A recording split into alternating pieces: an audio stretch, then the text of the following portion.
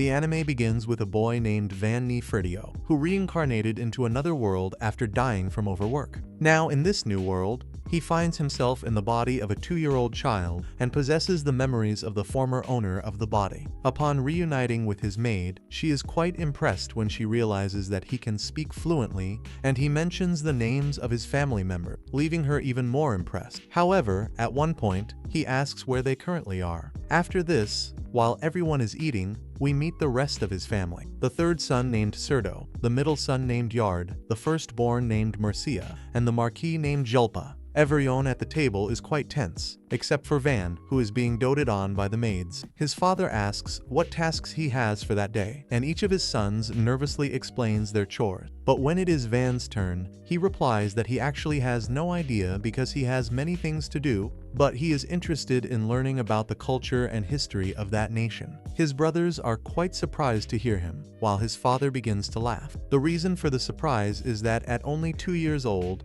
he is someone impressive, and his father makes it clear that with him, the future of the family is guaranteed, and now he is anxious to see his magic aptitude test. When he turns 8 years old, since he expects great things from him, we discover that in that world, magic aptitude exists, which is highly essential. The nobility must master the offensive elements to protect the people, such as earth, water, wind, and fire, and those with aptitude for other elements are considered a disgrace. And his father and his brothers possess aptitude for all 4 elements. After that, he is asking the maids about the things of that world and discovers that there are other types of races, such as elves and dwarves. In addition, there are also magic minerals capable of storing energy. However, they are interrupted by the head butler of the house. His name is Esparta, who asks Van if he still remembers the things he learned. He finds the letters a bit difficult, but he still remembers well how to add. Esparta wants to confirm this, so he puts him to the test by asking how much 3 plus 2 is. Van gets a little nervous because that butler frightens him, but he manages to answer correctly. Esparta makes it clear that from now on, he will be responsible for being his tutor, and thus the hellish lessons began. He loaded Van with a vast amount of studies, but thanks to this, he quickly learned to read and write in just 1 week, because reading and writing in that world are different. Thus, 2 years passed under Esparta's teachings, and now at 4 years old his swordsmanship lessons begin, where the maid named Till gives him a proper humiliation, and completely humiliated, he goes after her. However, the other maids scold her, making it clear to Till that she is risking her own life by mocking the young master, because mocking a noble is an extremely serious crime. They ask Van to punish her, while Till becomes very afraid, but Van only gives her a flick on the forehead as a punishment. The other maids say that this is not enough, but he replies that for him, it is already sufficient. After that, 1 year is spent practicing swordsmanship, and upon turning 5 years old, he can already fight on equal terms with the older military children, showing himself to be far superior. After all, they are children and their attacks are quite predictable,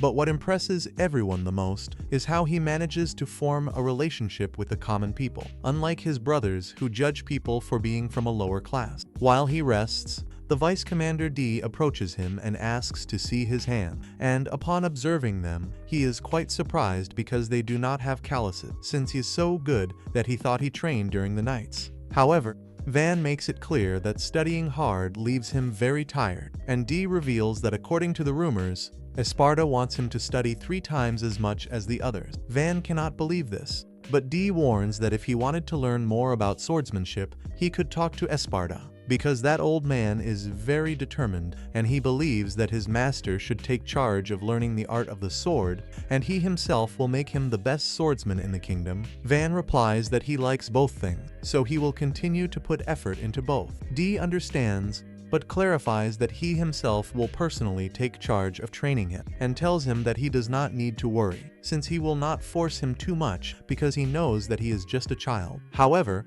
Van knows perfectly well that this is a lie, and when his personalized lessons begin, he discovers that D is another crazy individual who trains him during the entire day, and in the moments of rest, asks him to stay in a position to rest and train at the same time. Dee tries to comfort him, and he thinks that even though the days are very exhausting, the truth is that he has fun every day since he reincarnated. While Dee begins to perform some rather strange dances, Van thinks that he will try to live and enjoy this life to the fullest, and thus another year passed. Now at 6 years old, everyone begins to call him a prodigy child, but so many swordsmanship lessons and studies are exhausting him, so he decides to sneak out with Till to the market, as he plans to become a slacker. At the market, he asks about a large structure, and Till explains that it is the Great Marie Company, a massive mercantile organization with branches all across the kingdom. However, the moment is interrupted by a man who was carrying a small tied-up boy, but upon realizing they are looking at him,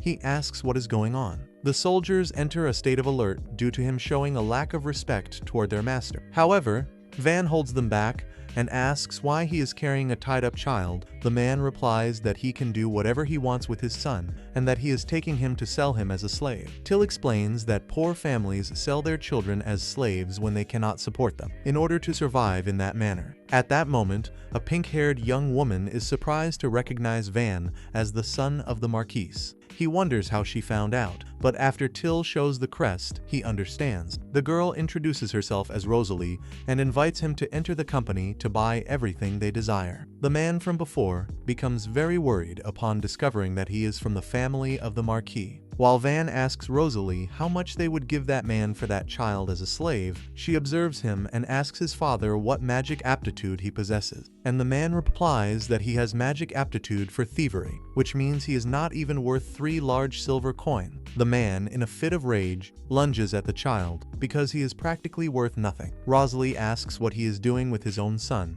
but the man tells her not to interfere. However, Van interrupts and announces that he will buy the child for 5 large silver coins. Till hands over the money, and the man leaves very quickly. Van approaches the child and introduces himself while freeing him, and upon asking his name, he introduces himself as Kamshin. Van makes it clear that now he is free and can go wherever he wants, but seeing that Kamshin has nowhere to go, he asks if he would like to come with him to the mansion. However, one of his guards makes it clear that he highly doubts the Marquis would permit his entry into the mansion, and perhaps he would accept if he were brought as a slave. Van laments this and asks Kamshin if he would like to follow him in that manner. He replies yes, and before they go to buy some clothes for him, Rosalie takes charge of making the slavery contract. The mark appears on Kamshin's hand, and Rosalie explains that he will have that mark as long as the contract stands, and informs Van that since this is his first visit, she will provide this for free. Van thanks her, and Rosalie replies that he should not worry, and completely surprised, she runs away, impressed because a noble thanked her. After that, Kamshin is found at the mansion, working for Van,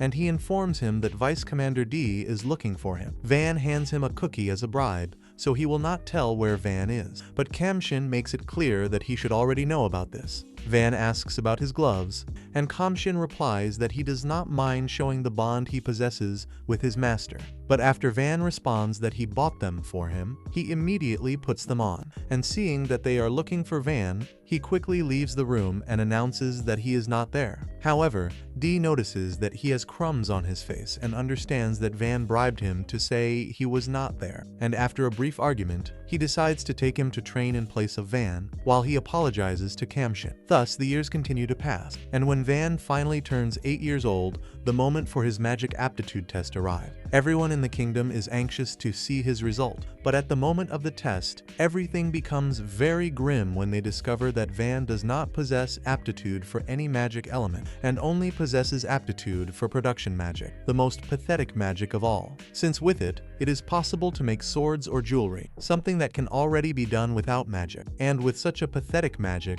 he will not be able to protect the people. His father replies that he is a disappointment, and that it was a mistake to place hopes in him. He grabs his sword while Van panics, wondering what he should do. However, at the last moment, his brother interrupts. His father asks what he thinks he is doing, and Mercia replies that on the border, there is a village that, because of its location, has been unable to develop, so he believes it would be best to send Van to that place. It possesses only 100 inhabitants and has no special product. The mountains to the north possess many resources, but large magic beasts live there. In addition, it also borders the county of Ferdinand, and on the other side is the enemy kingdom of Ineda. That village serves only for occasional military exercises. His father understands that it is a recent terror and that their loyalty is still very fragile, and by sending someone from the main family to that place, perhaps they could achieve something good. Therefore, he clarifies to Van that he is entrusting him with the lordship of that village, and that he must depart as soon as he is ready. Afterward, he congratulates Mercia for having found a good use for that useless person. While he and the rest of his brothers withdraw, Mercia apologizes to Van, since he could not bear to see him suffer, and that is why he made that absurd proposal. However, Van replies that thanks to him, he is still alive. Mercia says that he should not worry, and that even if it is not much, he will do everything in his power to help him. The next day, Till is quite furious because even though her young master has no aptitude for magic, he remains someone very wise and admirable. Thus, it is a terrible injustice that they are exiling him to a remote village. He replies that she should not worry, because the truth is that he is quite excited, since in this manner, he will have more free time, and furthermore, he will be able to build that village his own way, where he will be able to live relaxed and happy. He notices that they are loading his baggage, but since they did not give him an escort, his brother Mercia hired 10 adventurers to protect him during the journey. He feels very grateful to Mercia, but at that moment, Till runs in his direction,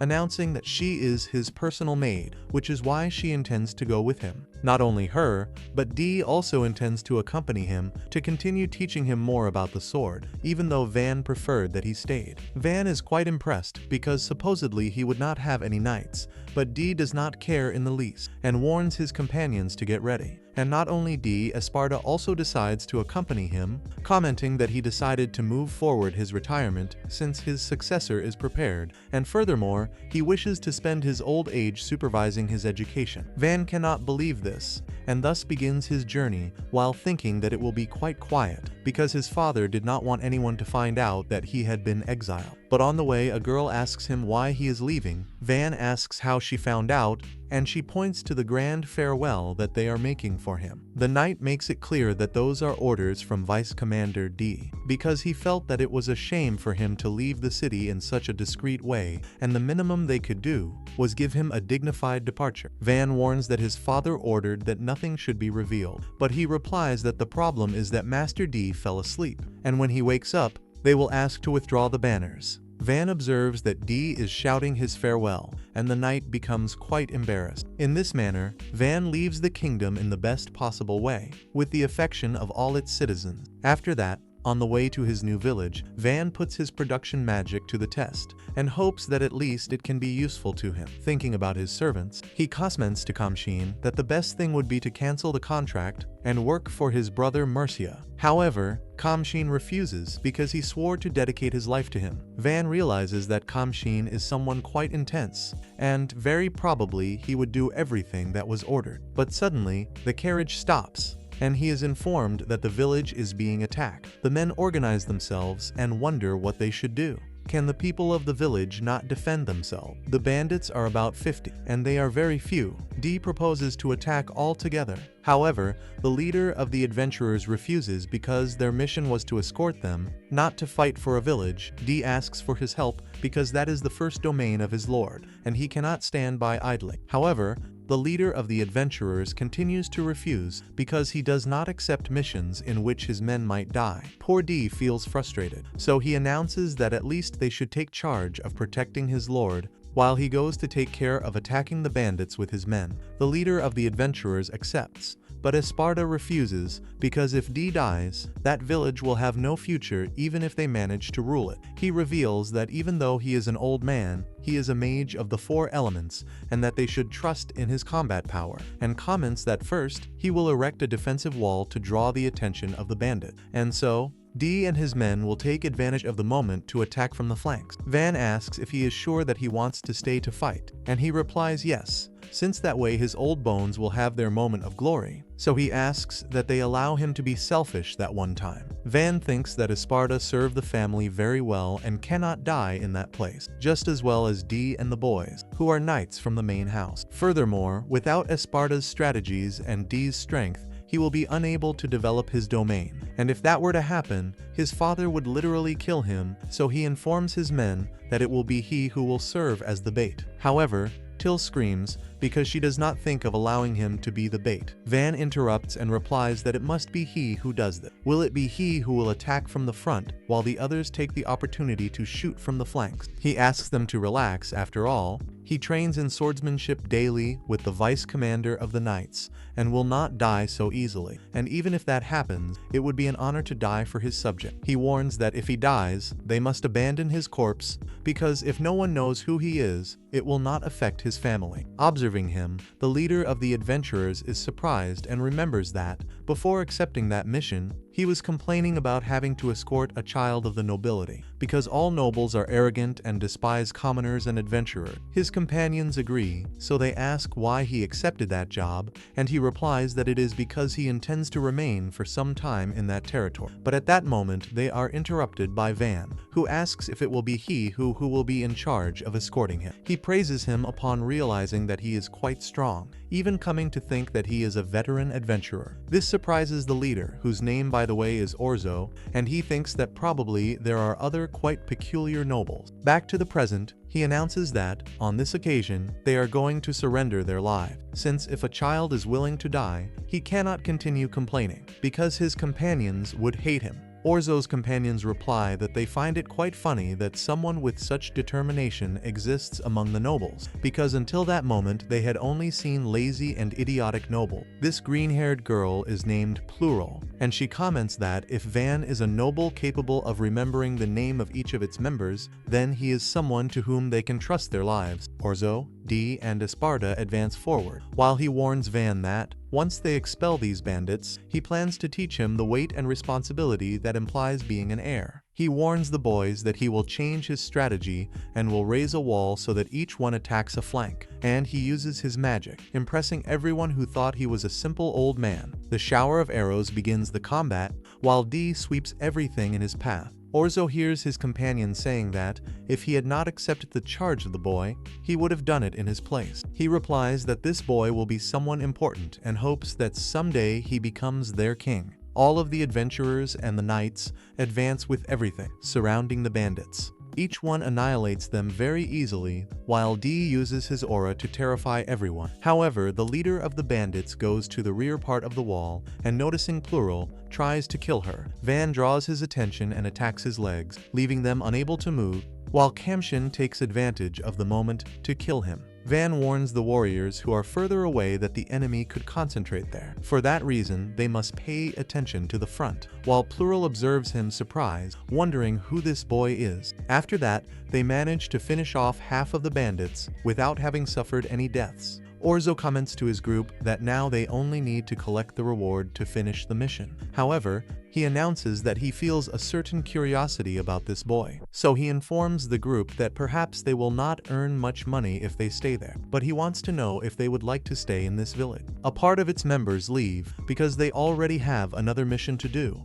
and he replies that it is no problem. Plural comments that she is going to stay there because this boy saved her life and she must repay that. The rest of the group also thinks about staying, since they feel curiosity to know what kind of territory this boy is going to create in that place. The entire group decides to stay. On the other hand, Till scolds Van for having exposed himself to danger and hopes that next time he uses her life and not his. At that time, Dee appears and celebrates an overwhelming victory. Then, Esparta announces to his lord that it seems the villagers are gathered at the entrance, and this is the moment to make his introduction. Upon entering, we notice that the village is very small, ugly, and disgusting, but it possesses more land than expected. Van introduces himself formally, and the village chief, Rhonda, welcomes him. The detail is that the atmosphere does not seem to be very pleasant, despite them being the ones who saved them. Rhonda thanks him for having saved them at least on that occasion, revealing that in that year they have already been attacked several times. Van asks if he believes there is any reason for them to be attacked so much, and Rhonda explains that previously, when they belonged to the county of Ferdinand, the knights patrolled the zone, but that no longer happens. In other words, the village is in danger because it has passed into the hands of the Marquis Ferdio. Van apologizes and comments that his father is not aware of the situation of the small villages. Rhonda asks if the fact that they pay few taxes meant that it was not worth it to protect them. Van makes it clear that it is useless to complain about the way the country functions. The villagers begin to get angry, even though Van asks them to calm down, because now he is talking about the future of that village. The nobles possess a large part of the blame, but if they look for the problem at its root, it would be the laws imposed by the Berlinet royal family, which founded the kingdom. Unfortunately, they cannot change the laws of the kingdom, but he possesses 3 concrete measures that they can utilize. The first would be to give the village a value that the kingdom cannot ignore. The second is to earn money regularly and hire mercenaries. And lastly, to remodel the village themselves and thus develop it. The girl beside him replies that they had already thought about that, but it is not easy at all. Van responds that now he is among them, even though it does not seem like he inspires much confidence. Fortunately, Esparta and Till position themselves, clarifying that one was the butler of the main house and the other was the vice commander. The two declare that the young Master Van is a true prodigy, so they are in good hands. This changes the attitude of the villagers, since they never imagined having 2 such important figures there. Rhonda, surprised, asks if he possesses aptitude for the 4 elements. Van interrupts him for a moment and replies that his magic aptitude is production, so they must not expect anything from him in combat. This disappoints the people again, but one of the persons asks how the taxes will be, since it is very difficult to pay 30% of the harvest. Van answers that he will reduce it to 10% for a while, because now the priority is for them to have a stable life. And to begin with, the first thing will be to reinforce the wall. Then he asks Esparta if his magic remains over time. He replies that it maintains its hardness while it is active, but when it loses mana,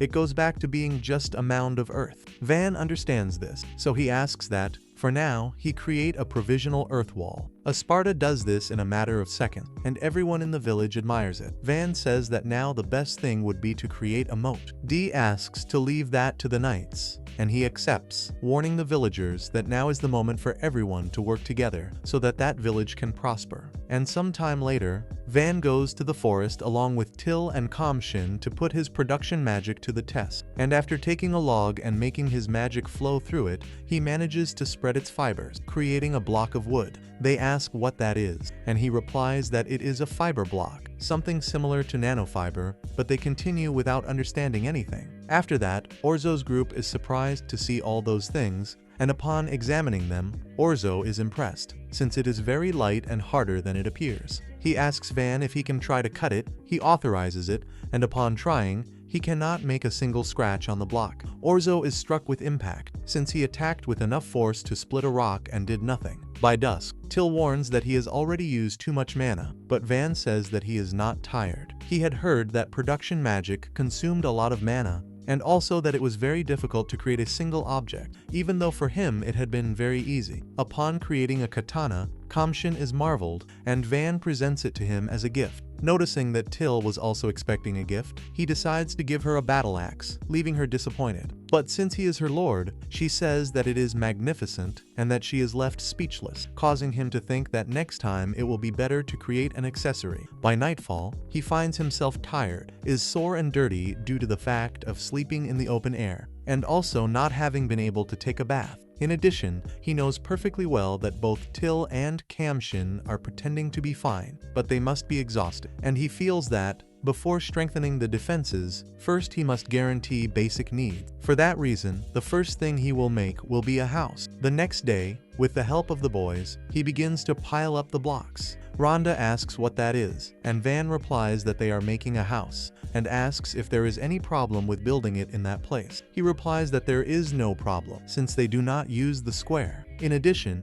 it is the perfect place for the mansion of his lord. Van expresses his gratitude and feels that he will have to put in his utmost effort so that in the future they can celebrate festival. Upon touching the ground, he tries to use his magic to see if he can create a house, and after visualizing everything in his mind, he creates the solid pillars, the walls, and all the rest. He finishes by building a wonderful and massive mansion that leaves everyone unable to believe it, since they had never before seen anything like it. Meanwhile, he feels that production magic can be very useful for everyone. Till says that he is someone impressive, but Van comments that production magic is much more suitable for a feudal lord. He would prefer to possess possess offensive magic, since that way he could protect his subjects. However, Till and Kamshin reply that they would prefer to live in his town than in that of Lord Jelpa. Van feels that they are quite biased. Esparta comments that in times of war, the truth is that offensive magic would be the most suitable, but the subjects seek a lord who improves their lives. And in that sense, no one puts themselves so much in the place of the people as he does. Orzo says that Lord Van's power is much superior to common production magic, and Van reveals to them that if they bring him more wood, he could also build houses for them. Everyone gets excited and Dee wastes no time, ordering Arte and Louis to get wood as soon as possible. And Orzo does not stay behind, ordering his group not to lose to the knights, creating a rivalry between the two sides. At that, the village chief asks Van if he could also build houses for them if they brought wood, since the villagers' houses have leaks, and the truth is that they are horrible. Van gets a little nervous because building all those houses at once will be exhausting, but he understands that in truth, the villagers' houses are precarious, so he announces that he will make houses for everyone. And Dee, motivated, announces that it is time to collect wood. Van thinks about doing his best to provide a dignified life for those people. Sometime later, Van begins the reconstruction of the entire village, creating houses everywhere. The villagers are very happy. While Till takes charge of presenting the new houses,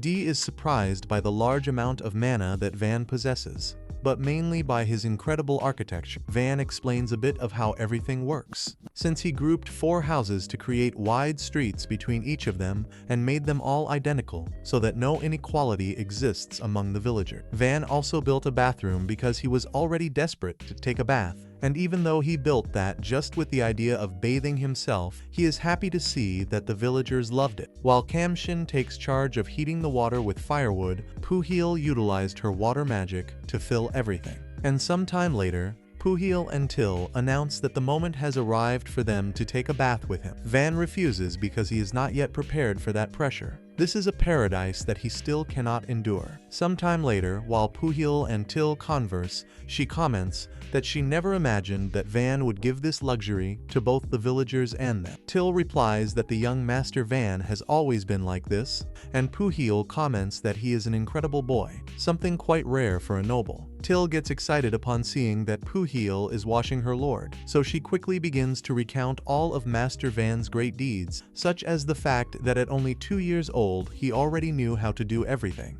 and so she spends a good time telling stories, until finally it is Van's turn to take a bath. While relaxing in the hot water, he notices that Kamshin is gaining muscles, but he replies that he remains thin in comparison to Dee, but comparing themselves to them, everyone is quite thin. Van comments that he envies Dee's body, which makes Kamshin motivate himself even more to become like him. At that moment, Dee, Artie, and Louis enter the bath. Van tries to escape, but they do not allow it, because they need to take a bath together to reaffirm their friendship. Later, Van finally goes to rest and lies down on his comfortable mattress, because he not only built a house, but also furniture and everything included. The next day, the entire village already counts on the moat. The detail is that a moat without water is an incomplete moat, so it is time to get water. The boys look for a nearby river to divert the water to the village. Dee and the knights dig manually, while Esparta excavates dozens of meters with a single strike. While the boys are trying to make the diversion, he takes charge of following them, reinforcing the soil and the wall.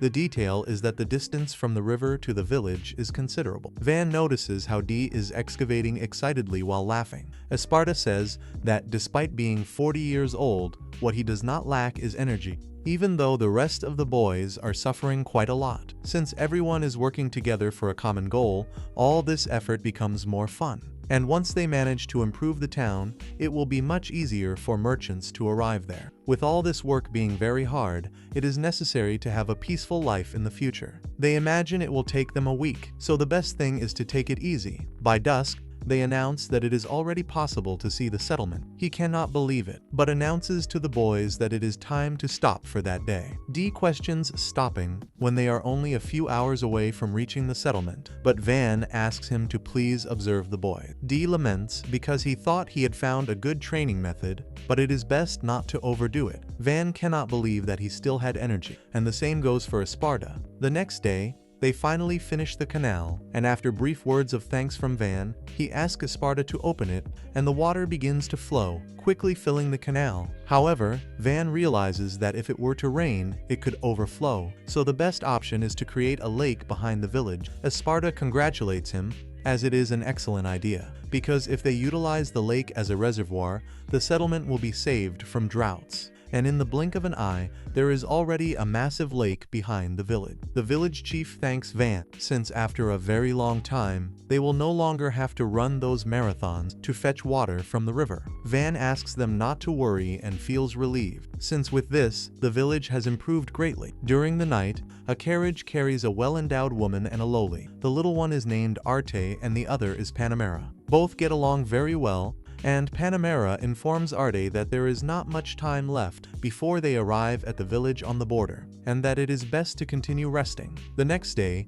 Van finishes reinforcing the massive wall, which is as hard as concrete after being reinforced. However, Van wants that village to be even much safer, which is why he surrounds the entire wall with simple ballistas. They feature a frontal shield so that one can shoot while remaining protected, and he recognizes that even though the village is small, it already looks like a fortified city. Esparta gives his opinion, saying that this can no longer be considered a village where simple bandits could take it. D comments that if Lord Jalpa had realized Van's great potential, his city would definitely have prospered with him as a leading advisor. Esparta recommends that he not say such things, since Lord Jalpa simply prioritized offensive power. D asks him to watch what he is saying. Van can create things to fight, but Esparta comments that the young master's power is defensive and is of no use for invading other countries. They begin to argue, but Van asks them to calm down a bit, since it is useless to lament over one's own luck or talent. The only thing left for him is to play with the cards he was dealt. He smiles and says that he is absolutely right. In addition, he is certain that, sooner or later, his territory will expand. Esparta asks if he happens to be encouraging a rebellion against the Marquesate, but the discussion is interrupted by Van's stomach as he goes to eat Till's delicacy. He is marveled, and she is relieved because she was worried since she did not count on many ingredients. Esparta comments that,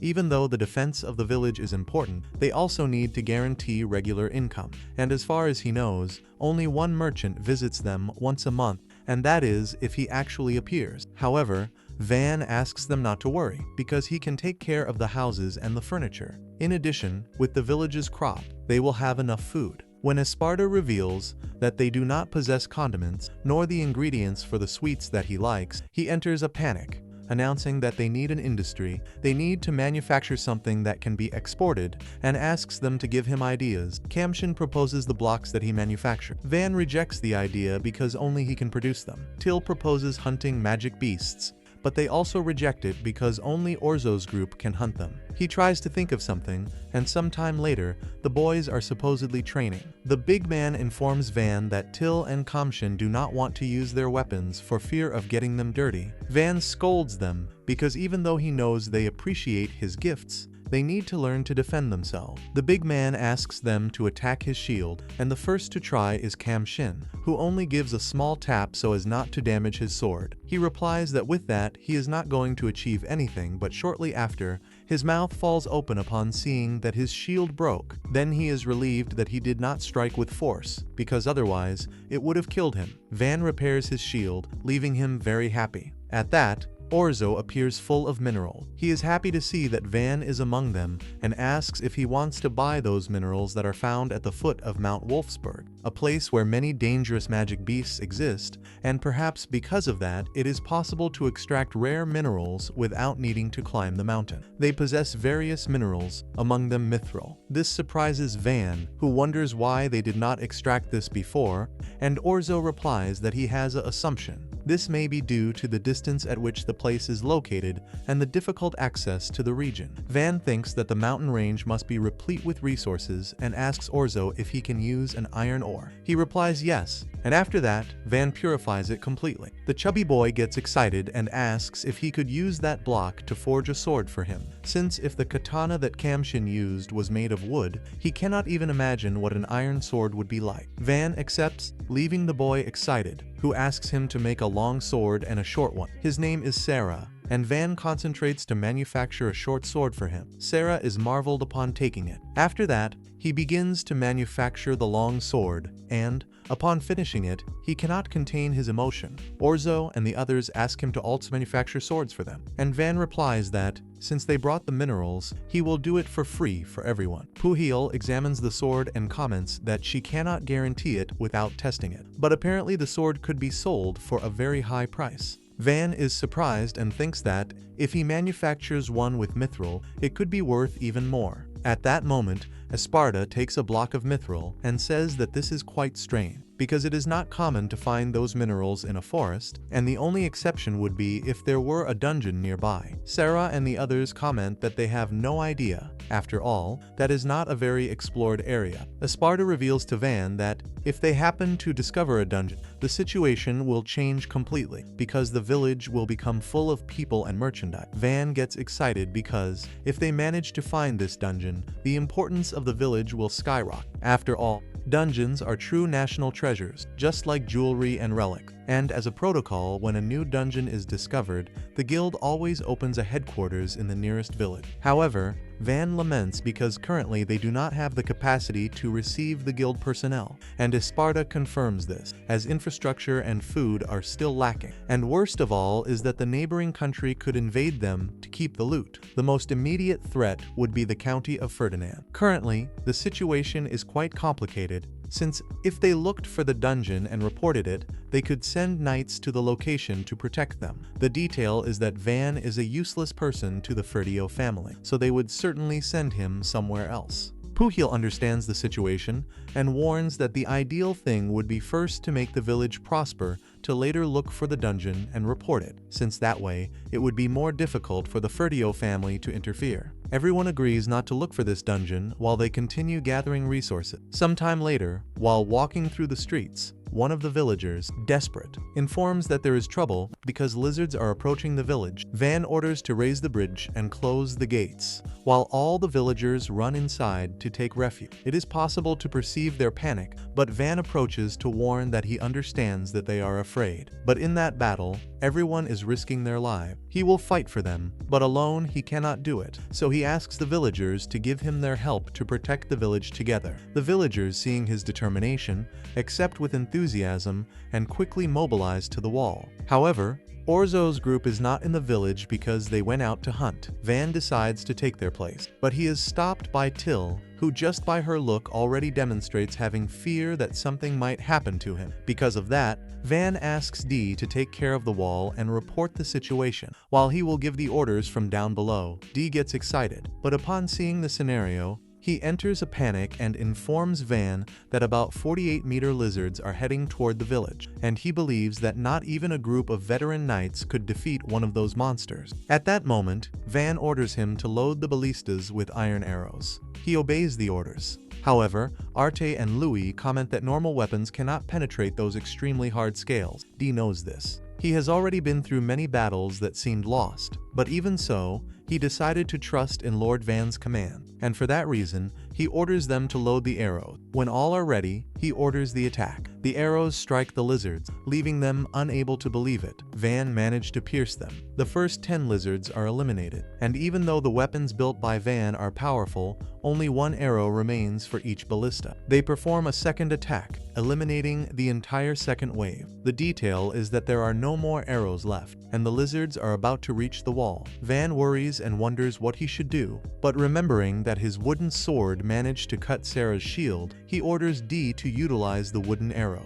Art and Louis reply that that will not be able to pierce their powerful carapace, but Dee interrupts them, warning that until that moment, Van has always surpassed his expectation, so he will continue to trust him and orders everyone to load the wooden arrow. Everyone obeys the order, and they begin to attack with the wooden arrows, which manage to pierce the heads of the lizard. The boys cannot believe it, and Dee, filled with emotion, announces to everyone that tonight they will eat lizard. Quickly, they annihilate all of them. Everyone in the village celebrates, while Dee cannot believe that they destroyed all the enemies without even having a single casualty. a victory so overwhelming and absurd that he has no words to describe it. D says that Van will go very far, further than anyone can imagine, and sometime later, everyone in the village is preparing the lizard. There are so many that perhaps many will end up rotting even before they manage to open them. However, thanks to Van's knives, they are advancing quite quickly. He congratulates them for the good work and is surprised to see that they possess a massive amount of meat. So he has the brilliant idea of holding a meat festival that night. And during the night,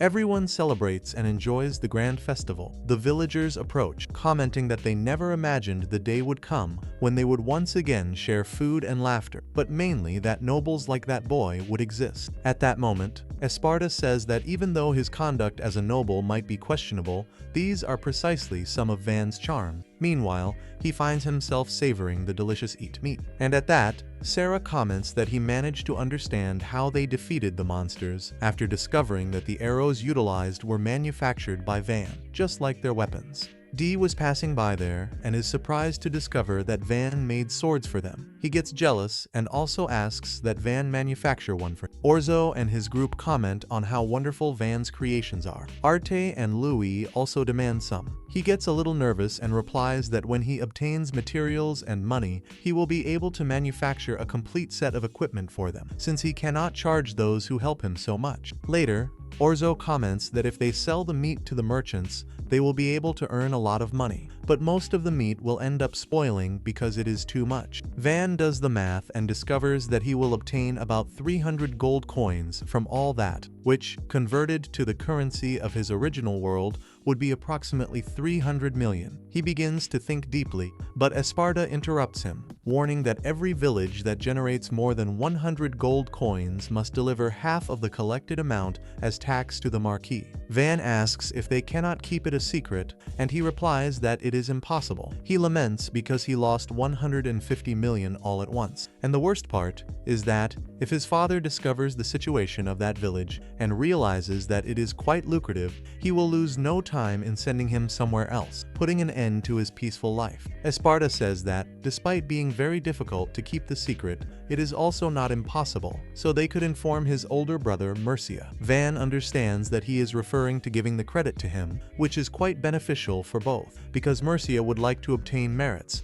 The night passes, and on the next day, some merchants arrive at the village. They present themselves before Van, saying they are from the Marie Company, and their names are Bert and Rango. Van welcomes them and takes them to the warehouse, where the brothers cannot believe the quantity of lizard materials they possess. Despite it being a small village, they announce that they will buy everything, and Bert will take charge personally of gathering the entire company to transport everything within a time frame of 1 month. Van replies that he has no problem at all with that, and since the meat will not last long, he informs them that they can take it for free. In exchange, he would like them to take a look at his weapons. The brothers do so and are marveled, then comment that they will pay whatever he asks for them. Van expresses his gratitude and asks that they also advertise them. However, the brothers do not like this idea very much, and Van realizes that they are planning to be the sole seller. Even so, Van clarifies that if the only 2 merchants on the same route sell weapons at the same time, everyone will realize that these weapons come from that village. The brothers realize they have been found out, while Van continues saying that the best thing will be to announce it from the beginning and create a system where they earn more the more they sell. And the best way to do that is by opening a shop. They are very happy to think that they could have a shop in that village, and after thanking him, Van goes to manufacture it quickly, leaving the brothers impressed because, in a matter of seconds, he built the shop exactly as they had imagined. Meanwhile, we see the well-endowed woman and the lowly arriving at this village. In his mansion, Esparta comments to Van that he needs to create a city for 10,000 inhabitants. He asks if 1,000 people would not be sufficient, but Esparta replies no, since at the rate at which the village is advancing, 10,000 people will still be too few, and if it continues to develop, they will need many people to manage the facilities and security. Van understands that he is right, and Esparta asks if he already has some project in mind, since the normal design for a fortress would be a square shape. Van reveals that he plans to make it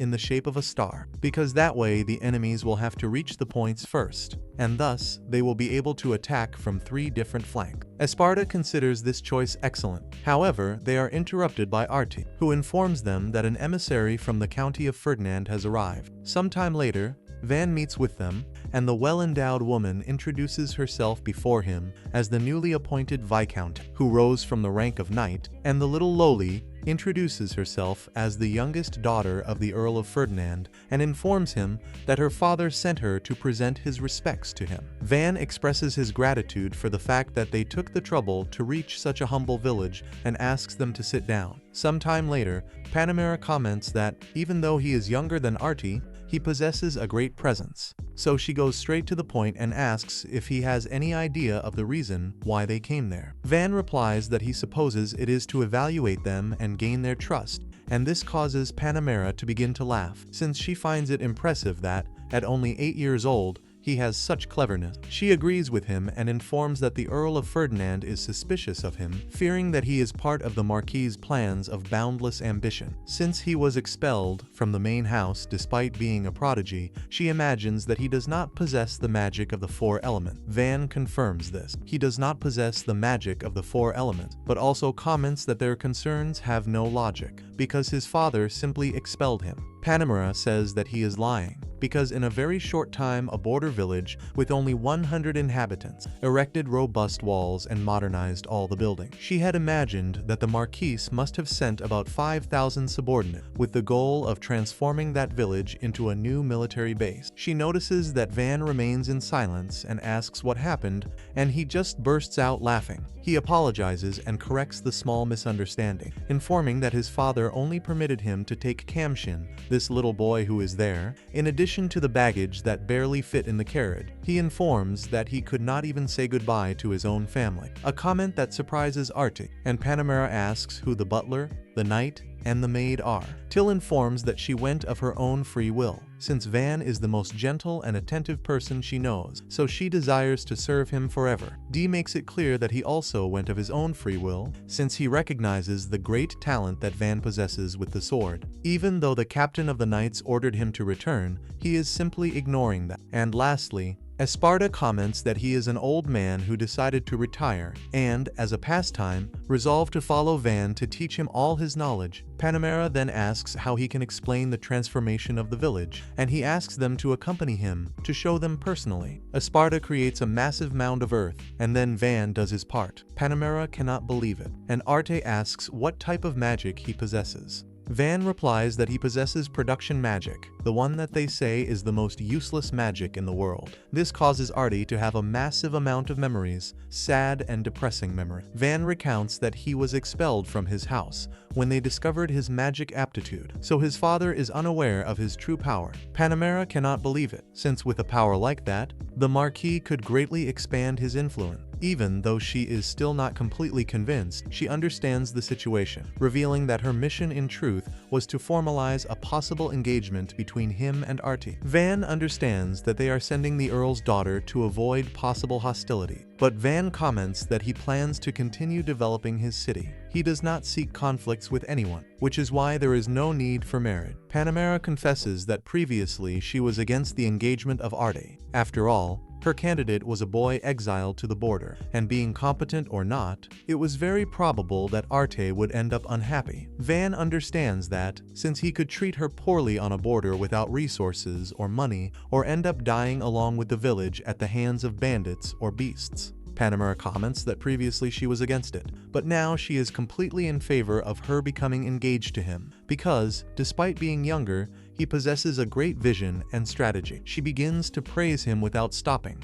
making Van feel embarrassed. Panamera asks Arte what she thinks. All embarrassed, she replies that she thinks Van is very good, but she is still not sure, and he also comments that he is not yet of an age to think about marriage, unless the well-endowed woman wanted to be with him. She understands this while Arte feels relieved. Panamera comments that that night they will stay guests there, so he has one day to think. Van is surprised, and Panamera smiles upon seeing his childish side, since ever since she met him, he had been very poised. She warns Artie that she will have to stay at Van's residence. She replies that she cannot stay in the same room as a man. Then she asks if he possesses rooms for guests, and Van replies that this is no problem at all, manufacturing an inn at that very instant. The girls cannot believe it. Sometime later, they have dinner together. Van behaves like a true gentleman, starting conversations and talking in a very pleasant manner. Thus, they discover that Artie likes beautiful things, such as dolls and flowers. Since he has never seen any of those things, he asks if she can show them, and she accepts, saying that she has them in her carriage, so on the next day she will be able to show them. He gets excited and expresses his gratitude. Meanwhile, Till and Kamshin ask if they will also be able to see them. Artie accepts and begins to feel very comfortable with them. Later, while they are walking through the streets, Panamera comments that it is already time to go to sleep, so she says goodbye and leaves them alone. Van notices that Artie seems a bit strange, so he asks if something happened. A bit embarrassed, she expresses her gratitude for everything and reveals that she was very nervous because she thought that perhaps she would have to become engaged to him, but now she can be more at ease knowing that he is someone very gentle. After that, she runs away after Panamera. Van is glad for not having caused a bad impression on her. Upon reuniting with the boys, Esparta comments that if they sent Artie to become engaged to him, then very probably she also does not possess aptitude for the four elements. Van understands this and comments to the boys that the priority will be to respect her will. If she cannot return home, she can stay there without any problem, without the need for marriage, and if she wants to return, they will try to help her. On the other hand, Artie arrives at the inn and comes across Panamera looking wonderfully beautiful. She comments that she was thinking about returning the next day, but asks what she thinks about staying for a few more days. Art replies yes, and her face appears as though she also desires that. After that, lying in bed, she comments that on the next day when she reunites with Van, she will be the one who will try to start a conversation. Sometime later, Till and Kamshin wake Van up, warning him that there is an emergency at the lake, and that Dee and Esparta are waiting. They depart, and on the way, Van asks what is happening at the lake and why they placed the name of Lake Van on it. The boys explain that the villagers gave it that name because they wanted to honor his deeds, and they are even thinking about calling the village Van Town. He desperately begs them not to even think about doing that. Upon arriving at the lake, Dee comments that a creature appeared in the middle of the water. Esparta explains that that is a hybrid being, half human, half fish, called an apkaruru. According to the rumors, these creatures inhabit beautiful rivers in deep forests. But that one appeared in their lake for some unknown reason, and the apkarurus are a very rare species that are almost never seen. Van asks if she needs anything. However, the mermaid does not answer, so Van offers food for her to say something, and it works. The mermaid approaches and asks if she can eat. Van gives her permission, and upon tasting the meat, she loves it and discovers that it is lizard meat. She asks Van who defeated those lizards, and everyone in the village, without hesitating, points toward Van, but he reminds them that they won together. At that moment, she goes away, and Esparta comments that he highly doubts they will see her again for a long time, since they are creatures that rarely appear. On the next day, many of them emerge in the lake. Van wonders what is going on and notices that among them is the girl from the previous day. The one who seems to be their leader informs Van that he desires to speak with him. Van asks what happened, and the individual expresses gratitude for him having taken care of his daughter. He discovered that it was Van who defeated the lizards, and the rest of the apkarurus cannot believe that that little one defeated those creatures. Van warns that it was not him alone. However, they do not let him finish speaking, and the leader of the apkarurus informs him that he recognizes him and gives him his approval, so he permits him to marry his daughter named Lada Priora. Van is left without a reaction while his possible future father-in-law introduces himself as Lada Besta and asks if he happens to have any complaint. Van clarifies that Lada Priora is still just a child and he highly doubts she knows what marriage means, so he asks him if there is any special reason for this, and he reveals that his clan has always lived without interacting with humans. But the lizards invaded their river and many companions died. For that reason, Now he is looking for a strong husband for his daughter, and as a father, he must guarantee a place where they can live in peace. Van understands that Besta is trying to form an alliance for the sake of his clan, so he explains that, in this case, they do not need to marry, and that the best thing would be to let his daughter choose her own partner. He becomes worried upon realizing that they are being rejected, but Van makes it clear that marriage is not necessary and that he can protect them regardless. He asks if Van is serious and he confirms this. So he then announces that in this case, they will move to live there, and Van builds something for them. The leader cannot believe it, while Van explains that it is a rest area that they will be able to use whenever they want. The Apkarurus begin to relax around there, while Esparta warns Van that they need to clean the sewage system. He replies that he is right. Besta becomes curious and asks what they are going to do. Van explains that he installed sewage pipes in the village and lets the water run to clean them, since it would be disgusting not to do so. Besta offers to help them, since they are experts in working underwater. Therefore, some Apkarurus are put in charge of opening the sewer to clean the pipes, while Van gets excited because everything turned out perfectly thanks to their help. Besta informs that, from that moment on, they themselves will take care of the sewage work as a form of gratitude for having been authorized to live there. Van expresses his gratitude, but at that moment, the well-endowed woman and the lowly appear to reunite with them. They are surprised to see the Apkarurus. The problem is that Besta thanks Van again for all his hospitality. Calling him his son-in-law, Panamera, unable to believe it, asks if he happens to have married an Apkaruru. Lada Priora replies that she is his wife and Van is her husband. Van begs her not to say those things. Even so, she leaves, calling him her little husband. The next day, Van meets with Artie, riding in a canoe to breathe the morning air. He apologizes for what happened with the Apkarurus the day before, but Arte asks him not to worry, since Panamera told her everything, and apparently that was just a misunderstanding. Van feels relieved that she understands the situation, while Artie comments that he created that lake and developed the village, so he definitely is someone incredible. Van replies that in truth, all of this is thanks to everyone's effort. However, the meeting is interrupted by Lada Priora, who asks who the girl is. At that, more Apkarurus appear,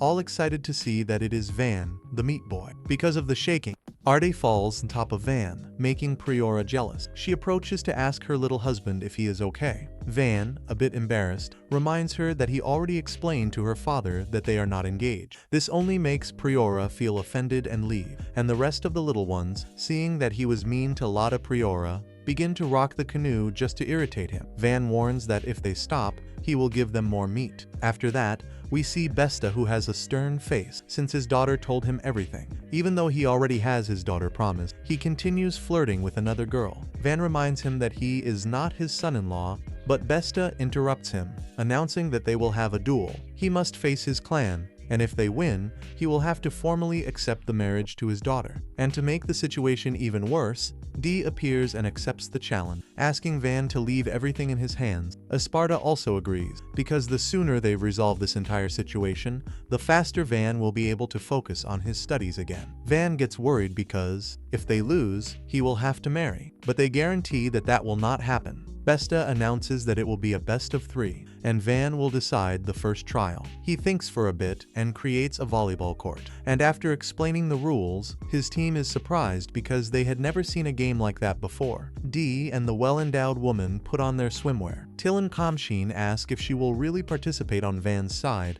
and Panamera confirms it, because she needs Van to marry Arte. She gets nervous and the game begins. The first to participate are Besta and Lada Priora for the side of the Apkarurus, and on Van's side are Panamera and Till. But the girls lose very quickly. Panamera tells Till that if she gives up, everything will be over. After crying a bit, she recovers her motivation so as not to disappoint her lord, and now working as a team, they manage to score the first point. The game intensifies. Van and the others celebrate because they managed to tie, and now only the decisive point remains. Panamera and Till give their best. However, Besta manages to score the last point. Till feels disappointed, but Panamera motivates her to practice and become better. Van thinks that this is starting to get way too sporty. His thoughts are interrupted by Besta, who announces that the second trial will be swimming. The Apkaruras have a massive advantage. Van gets worried, because if they lose, he will have to marry Lotta Priora, and worst of all is that they are experts in swimming. However,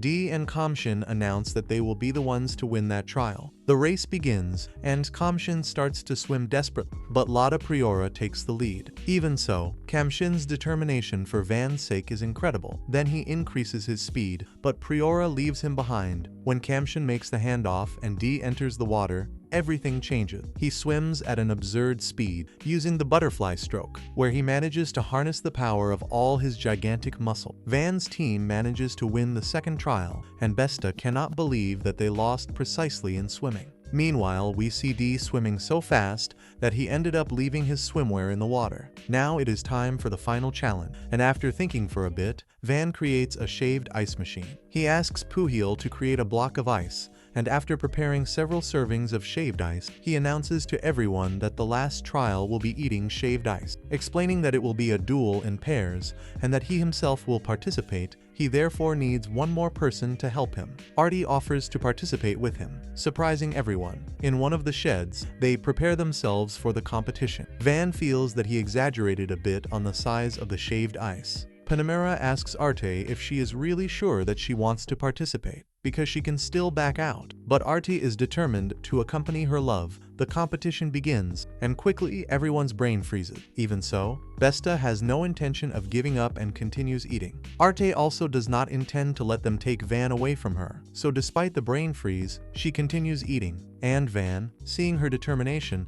also puts in even more effort. The crowd goes wild, seeing the determination of the participants, and the first ones to finish all the shaved ice are Van's team. Besta accepts his defeat. Van takes the opportunity to remind him that now the marriage matter is over. However, he reveals that now he likes Van even more and calls him his son-in-law. Van thinks that that competition served absolutely no purpose, and the two walk away casually because they still intend to continue pestering him with the marriage story. Meanwhile, Van begins to feel the effects of the ice he ate. Panamera congratulates Arte because she did an excellent job, but she looks at Van and thinks that he is always surrounded by smiles. So, she begins to wonder what she should do to also be able to live like that. Since she was born, her father was always busy and her mother always left her with a nanny, because apparently she did not have much interest in her. And the reason was quite simple. She is a failure, because she is fearful, full of fussiness, and does not do well in her studies. She does not possess any talent except her puppet magic. She thought that with that, she would manage to make her mother happy. But when she tried to present a puppet show, her mother only slapped her and said that she was a disgrace. It was at that moment that she realized that, among the nobles, puppet magic is considered evil and detestable. Since then, no one else ever spoke to her again, and as soon as she turned 10 years old, her father ordered her to marry a certain man. At that moment, she was filled with fear. But upon getting to know Van's attitude and his talent for production magic, which is considered an inferior magic, she began to change her way of thinking, because, despite Van having all of this against him, he always overflowed with confidence and talent, using his gift in a positive manner. And perhaps, if she had not stopped practicing magic at that time, things could have been different. For that reason, she feels that now the moment has also arrived for her to put in an effort. The days pass, and Van meets with the villagers to announce all the tasks they still have pending. And since the next day will be a day off, that night there will be a barbecue, which motivates all the villagers. Panamera comments that he has a rather curious way of motivating people, and at that time, Arte wishes him a good morning. Van approaches her and notices that she is more animated than usual, asking if something happened. She replies that on that day, she is feeling full of energy, so she would like him to permit her to accompany him to see him work, while she thinks that she also wants to look at the same landscape that Van can see. In addition, she also wants to get closer to him. Van replies that she can accompany him with pleasure. Meanwhile, outside the village, we see Orzo's group fleeing desperately from something. On the other hand, we can see how Van's village is gigantic. The new walls are already fortified and count on an excellent defense. and it took them only 2 weeks to do all of that. Panamera is thoroughly impressed. She reveals that her dream is to conquer her own territory, so she will need to push herself and acquire more military merits to see if, in the future, they might grant her her own land. Curious, she asks what that structure is. Van explains that it is called a ballista, and it is an upgraded version of the ones he had made previously. He asks Kam-shin to give a demonstration, and when he does, the girls are blown away by the destructive power of those weapons.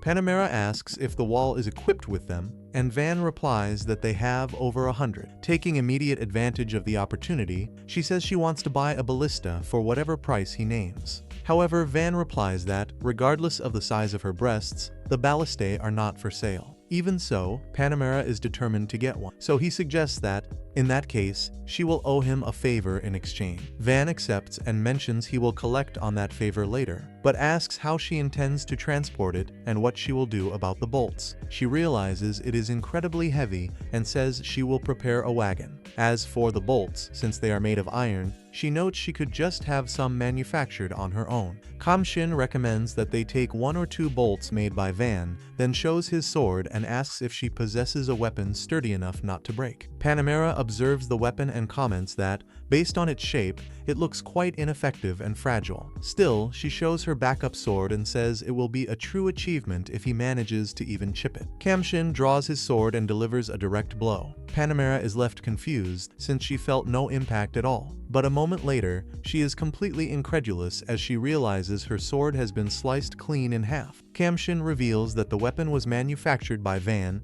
while Van explains it was made using only standard iron. He adds that the ballista bolts are produced the exact same way and possess enough force to pierce through 2 or even 3 armored lizards at once. Panamera goes into complete shock and asks to buy some of those bolts. Like a true businessman, Van wastes no time capitalizing on the situation to make a profit. At that moment, they see Orzo's group running desperately as a massive dragon appears right behind them. Orzo shouts for the boys to seize the chance and run straight to the village, while he and the others try to distract the creature. Van has no intention of letting them risk their lives alone. In that instant, Panamera offers to help, saying it is only a matter of time before the monster reaches the village. Van thanks her for the assistance and orders Orzo to lure the beast into the range of the ballistae. Panamera takes command of the situation and orders everyone to prepare to face an intermediate-level forest dragon. Van apologizes to Arte, lamenting that she has to go through so much fear in this situation. Even so, this time they have upgraded ballistae and the added help of Panamera. Van tells Till to remain by Artie's side and calls D and his men to assist in the battle. The boys almost manage to reach the village gates, while Van reflects that flying enemies are the worst possible threat to this place. Unfortunately, just as they are about to reach safety, one of the boys trips and falls to the ground. The ballistae launch an attack, but none of the shots manage to hit the dragon. Desperate, the boys start drawing the creature's attention away from the village, causing the dragon to pursue them. Following this, the monster concentrates its full attention on Sarah. Despite the danger, Sarah tells the others that he will take responsibility for distracting the dragon, so everyone else must run back to the village. Orzo shouts for everyone to never forget Sarah's heroic sacrifice. Meanwhile, Van orders another volley from the ballistae, determined to stop the dragon from getting a taste of Sarah's meat before it is brought down. The bolts fail to hit the dragon, and Panamera announces that she will make the first strike herself to halt the creature. Watching her move, Van realizes he was right all along and sees that Panamera is a first-rate elemental maid. She conjures a powerful fire lance that hits the dragon squarely, causing a gigantic explosion. Van is deeply impressed by the sheer force of the attack. Even so, the dragon manages to stand right back up, making Van realize that this creature is on an entirely different level compared to the armored lizards they faced before. Shortly after, the dragon takes flight again, but the men fire another volley and manage to pierce its wings. Van orders a second barrage of bolts, but the dragon successfully dodges every single shot. leaving Van in disbelief as he realizes the beast was actually able to predict the second attack. This dragon is turning out to be a massive headache, showing a level of intelligence that standard monsters just don't have. With its wings damaged but its reflexes still sharp, Van and Panamera will need to perfectly synchronize their defensive structures and elemental magic to ground this beast for good. Meanwhile, Orzo's group manages to reach the village wall and believes they are safe, but Van knows that the danger is not over yet. Panamera announces that she will be responsible for buying time and returns to the attack using her fire spear. Once the dragon manages to dodge the blow, even so, Panamera manipulates the flames at the last instant and makes the attack change direction, hitting the creature head-on and knocking it to the ground. This creates the perfect opportunity for them to run desperately toward the village. Panamera advances first, while everyone tries to escape as fast as possible. The dragon manages to leap over the wall and destroys one of the ballistas. While they are running, Van notices Esparta advancing alone toward the dragon and orders him to retreat, since it is far too dangerous to face it by himself. Furthermore, Van clarifies that he has no intention of abandoning him there. Esparta replies that this would be a problem and asks Van to allow him to buy just a little more time before retreating together with the others. Upon realizing Esparta's absurd confidence, Van decides to trust him. Immediately afterward, Esparta uses his earth magic and creates an enormous wave of rocks and earth that begins to collapse upon the dragon. A gigantic rain of debris falls directly on top of the creature, leaving it completely buried. Van becomes excited upon realizing that the plan worked and tells everyone to hurry to return to the village. But Esparta continues walking as if nothing is happening, claiming that running is bad for his bones. Van begins to complain and tells him to run immediately, but Kamsin stops him so that Van can go ahead while he accompanies Esparta. Van takes off running toward the village, yet it is still very far away. He realizes that the group will become exhausted at any moment. He understands that he needs to buy even more time. Otherwise, the forest dragon will cause a gigantic chaos when it reaches the village. Fortunately, Panamera announces that everyone is already prepared. Van takes the opportunity to collect the favor she owes him and requests that, as soon as the dragon manages to stand up and reach the walls again, she use her magic once more to immobilize the creature. At that exact moment, all the ballistas will attack simultaneously to try to finish off the monster once and for all. Panamera thinks that is an excellent plan, but also considers it quite ironic that such a powerful magic is being used merely to immobilize the dragon. At that moment, the creature manages to stand up and begins to advance toward the village. Van orders the soldiers to prepare the ballistas, but makes it clear that they must only fire when they have the dragon perfectly in their sights. While observing the situation, Van thinks about what else he could do to buy a few precious seconds. It is at that instant that D appears running at high speed along with his men. Van asks if they will be fine facing that creature with only 3 people. D replies that there is no problem at all, since they all possess their own weapon. Therefore, D charges at the dragon with everything he has. The creature blocks the attack using its enormous claws and counterattacks. Arut and Louis step in front to help, but end up being thrown far away by the brutal impact. The boys are left completely exposed before the dragon, but Esparta reacts instantly and creates a gigantic wall of earth to protect them from the creature's attack. Van orders Esparta and Kamsin to hurry, while D understands the plan and tells everyone to retreat as fast as possible. Now that they have managed to buy the necessary time, it becomes Panamera's turn to act again. She invokes a gigantic explosion of flames that directly hits the dragon and spreads violently throughout the entire area, forcing the 3 of them to run so they will not be hit as well. Even so, the dragon manages to withstand the explosion. The men do not waste the opportunity and fire all the ballistas at the same time. This time, the projectiles manage to pierce the monster's body. When the flames finally dissipate,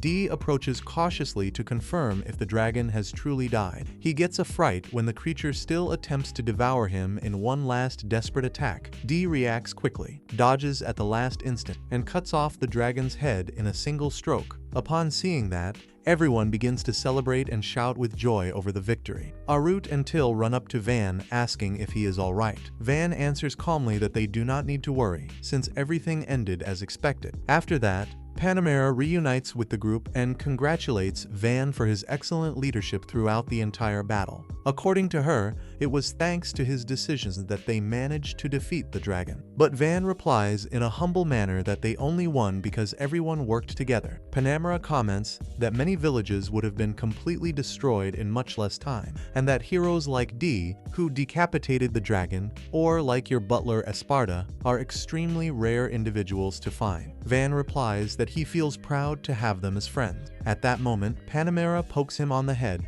reminding him that besides those two, they also possessed absurdly powerful ballistas. She says she still cannot believe those weapons managed to pierce the scales of a dragon. Van responds that he still needs to keep improving the ballistas until they can fire at least 10 arrows at once. Panamera comments that this already sounds far too exaggerated, but soon changes the subject and says that now it is time for the ceremony to celebrate the victory over the dragon. She explains that the warrior who stood out the most in the battle deserves to receive the title of Dragon Slayer, and that title belongs to D, already gathered in the village. Van announces to all the residents that on that day they managed to defeat a forest dragon, and that now was the time to honor those who contributed the most to that achievement. Next, he hands the floor over to the leader of the Cayenne family. She declares before everyone that normally a forest dragon would be capable of destroying entire villages and even cities, but despite that village managed to survive without suffering even a single death. The only damages were a destroyed section of the wall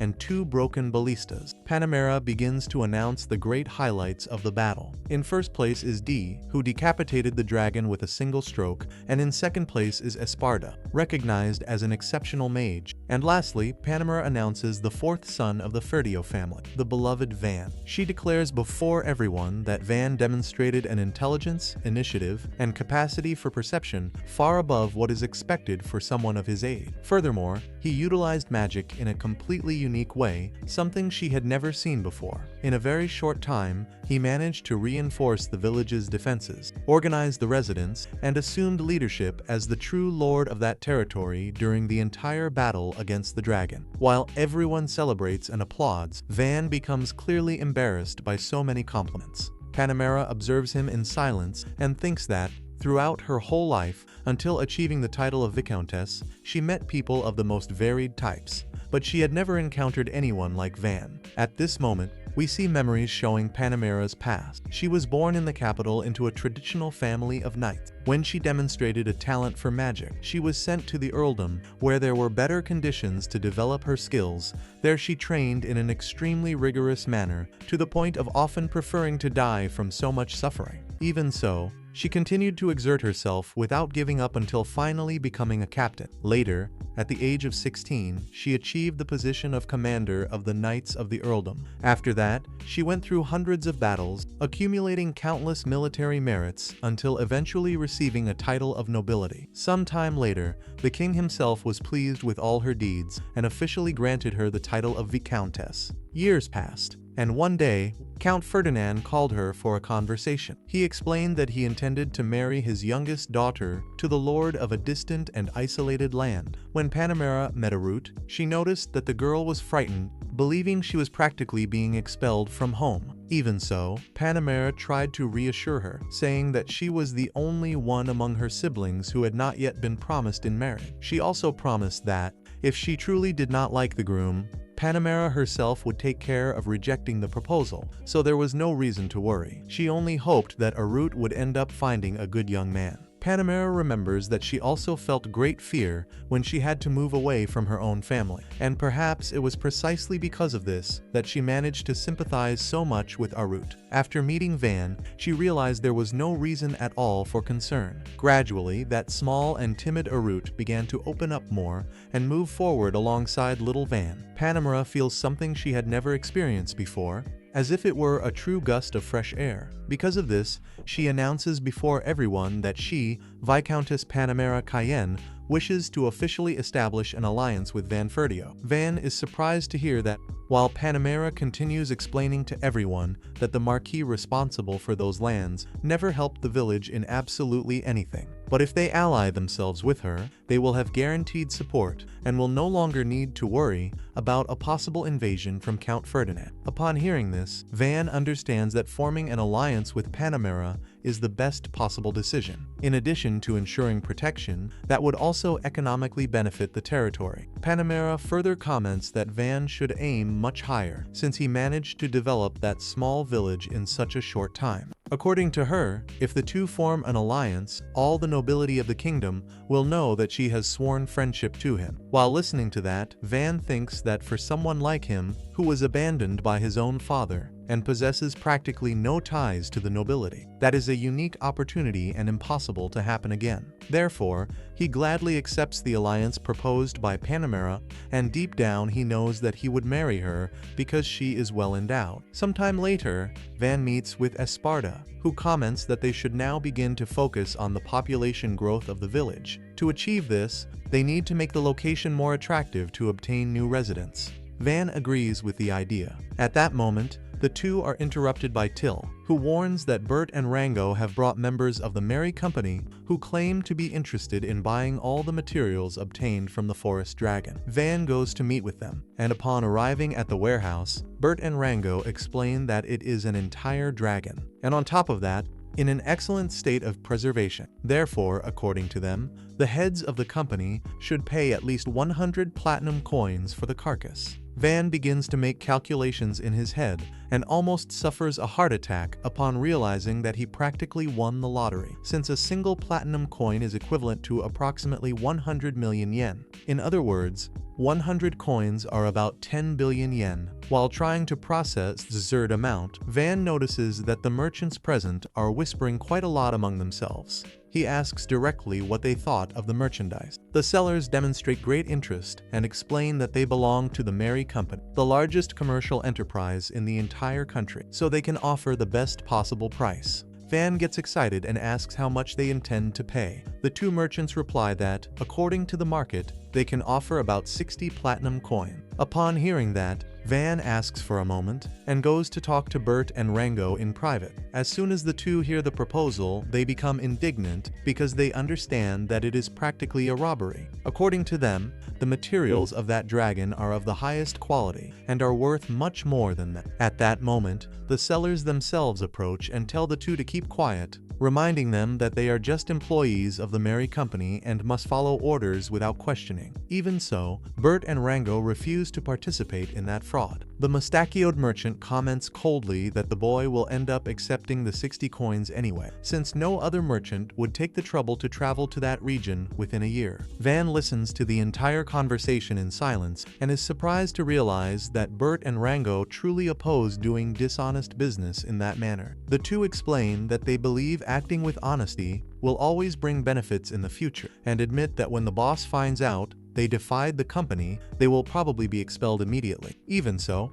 they prefer that over complicity with such a blatant cheat. Van asks if they are sure about this, and if they really do not mind losing their jobs at the Merry Company. So the two reply that they have no other choice, since they cannot act in a dishonest manner. The answer pleases Van a lot, who asks why they do not simply create their own commercial company. Bert and Rango explain that this is not easy at all, because they need to fulfill 3 mandatory conditions. First, it is necessary to pay a high fee to the Merchants Guild. Second, they need to possess an official physical shop. And lastly, they need the endorsement of a noble. Van realizes that the first 2 conditions are relatively simple to resolve. The real problem is finding a noble willing to support them. Sometime later, he comments on the whole situation to Panamera, who replies that she herself will give the necessary endorsement. Van is impressed, since the Merry Company is the favorite of the royal family, so this could end up causing political problems for Panamera. Even so, she asks him to think calmly about the situation. According to Panamera, she is still a newly promoted noble, so supporting a small commercial company represents no threat at all to the crown. On the contrary, if the royal family attempts to pressure her because of this, they will only end up tarnishing their own prestige before the nobility and the population. Furthermore, Panamera explains that since she possesses neither lands nor her own order of knights, If she wants to rise even further within the nobility, she needs to do something grand, something the entire kingdom talks about, and precisely that situation could help her a lot with that. Why don't they simply say that she was the one who defeated the dragon, since that way her own family would never have to find out the whole truth, and nobody would try to remove him from that place. The well-endowed woman calls him an idiot and explains that if she claimed to have defeated the dragon alone, they would inevitably begin to investigate her. And the more they investigated, the greater the chances would be of them discovering his participation in the entire battle. Even so, Panamera states that there is a simple solution to all of this. Van needs to earn his own title of nobility. She explains that she started from the lowest possible position as a knight and moved up step by step until becoming a viscountess. Since Van is the son of a marquis, he could start directly as a baron, so she suggests that he create his own noble house and officially announce that he was the one who defeated the dragon. According to her, the only thing she really did was buy time during the battle. Van becomes worried because that would attract too much attention to someone so young, but Panamera replies that this is precisely the point. A boy of only 8 years old being called a dragon slayer would cause a gigantic impact throughout the kingdom and would probably guarantee him a title of nobility very quickly. She understands that Van is scared. After all, when she received her own title, she ended up gaining several enemies who tried to manipulate her and use her politically. But she states that she solved that problem by finishing all of them off, then completes by saying that, should Van also make enemies in the future, he just needs to fire his ballistas at them. After he kills about 10 people, no one else will have the courage to bother him. Van becomes worried about the extremely violent advice he has just heard. Even so, he comments that, if they say he was the one who defeated the dragon, Panamera will not receive any promotion or additional recognition. She tells him to stop worrying about that, saying she does not live a life so miserable as to need the concern of an 8-year-old brat. While saying this, Panamera begins to intimidate him. Van panics, but she jokes, telling him not to worry, because she does not intend to devour him yet. Van feels as though his life expectancy has just received a countdown. Sometime later, Bert and Rango are happy to receive the news of Panamera's support. The two begin preparations to transport the dragon materials and sell them in the capital. When they go to look for a carriage to handle the transport, they discover that there is none available. The person in charge of the carriages explains that the Merry Company rented all of them a short time before.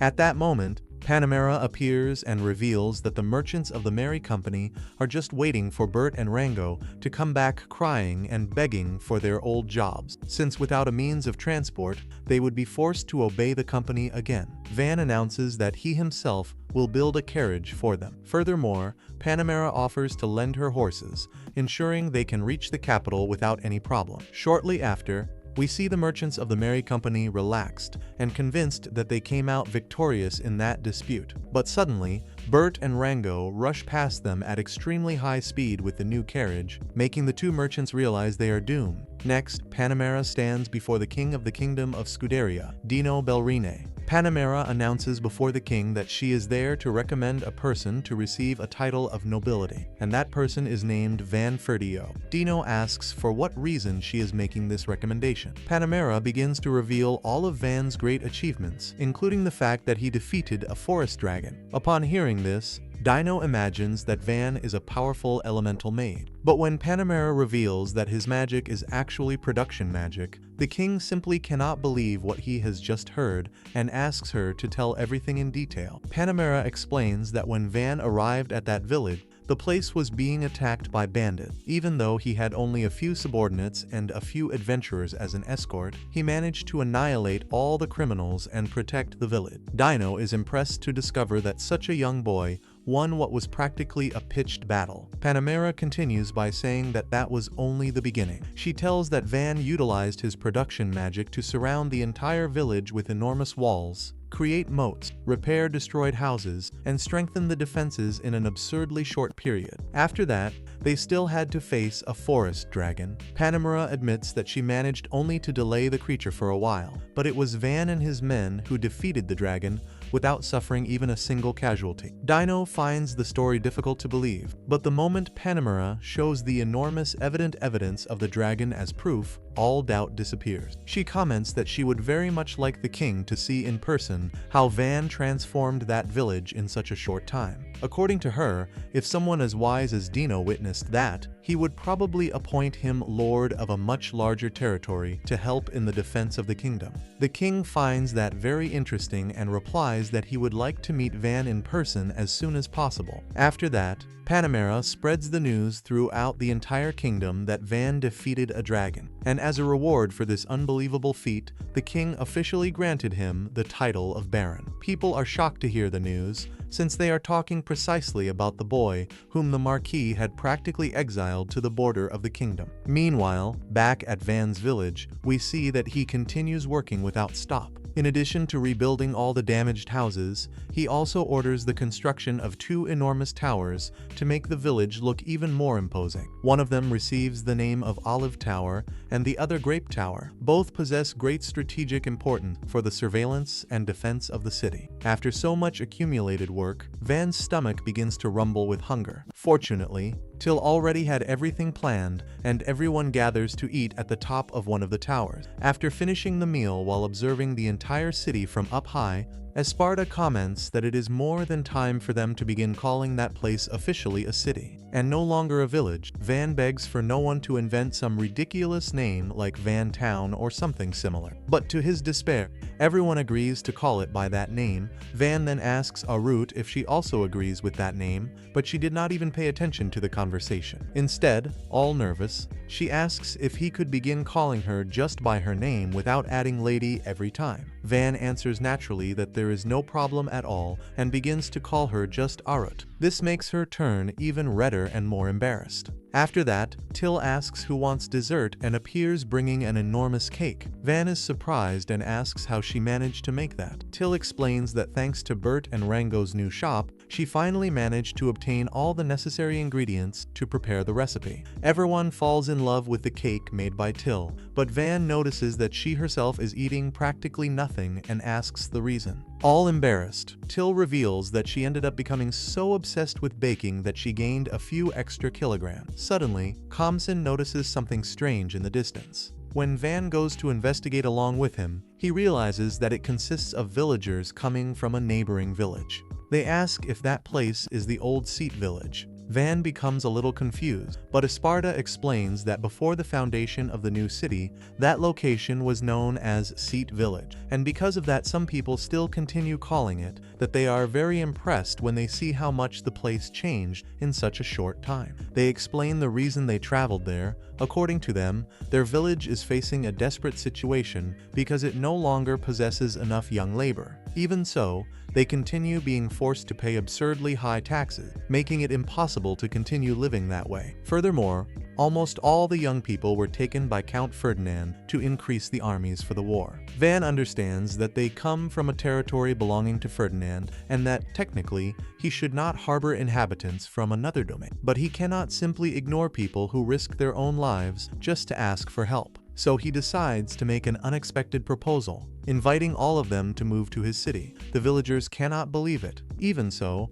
they explain that they possess no money at all to pay for the move or for housing. Van responds that he will not charge taxes from them for a good long time. In addition, they will have food and houses guaranteed as soon as they arrive. Then he asks how many inhabitants there are in their village, and the elder answers that it is about 300 people. Van promises to build a house for each family. He also announces that he will send adventurers to escort them during the trip, and will even lend carriages to help with the move. The villagers begin to think that they have found paradise. The village chief comments that the carriages might not be necessary, since they intend to transport their belongings using their cows. When he says that, Van becomes very happy. After all, cows mean milk. Milk means cheese and butter, and that opens countless possibilities for the development of the city. The elder further explains that, since cattle raising is quite common in the county, they possess about 10 head of cattle. Sometime later, the rest of the villagers begin the journey toward Van's city. During the route, Orzo notices an extremely depressed woman and asks if she is alright. She was always against that move because they already lived practically at the end of the world and now they were going to a place even more distant and unknown. Orzo understands her fear perfectly, but tries to reassure her by saying that the city where they are going is practically a paradise. As soon as they arrive at the destination, the villagers simply cannot believe what they are seeing. They are greeted with a gigantic barbecue running without stop, while Van and everyone else welcome them warmly. Van announces that everyone can eat until they can take no more and rest in the houses that he built especially for them. The villagers become emotional upon realizing that they will truly be able to eat as much meat as they want. Van encourages everyone to start the meal right away. While they eat happily, the woman who was previously depressed begins to cry with happiness for finally having arrived at that place. Van comments to himself that building 300 houses for all those families was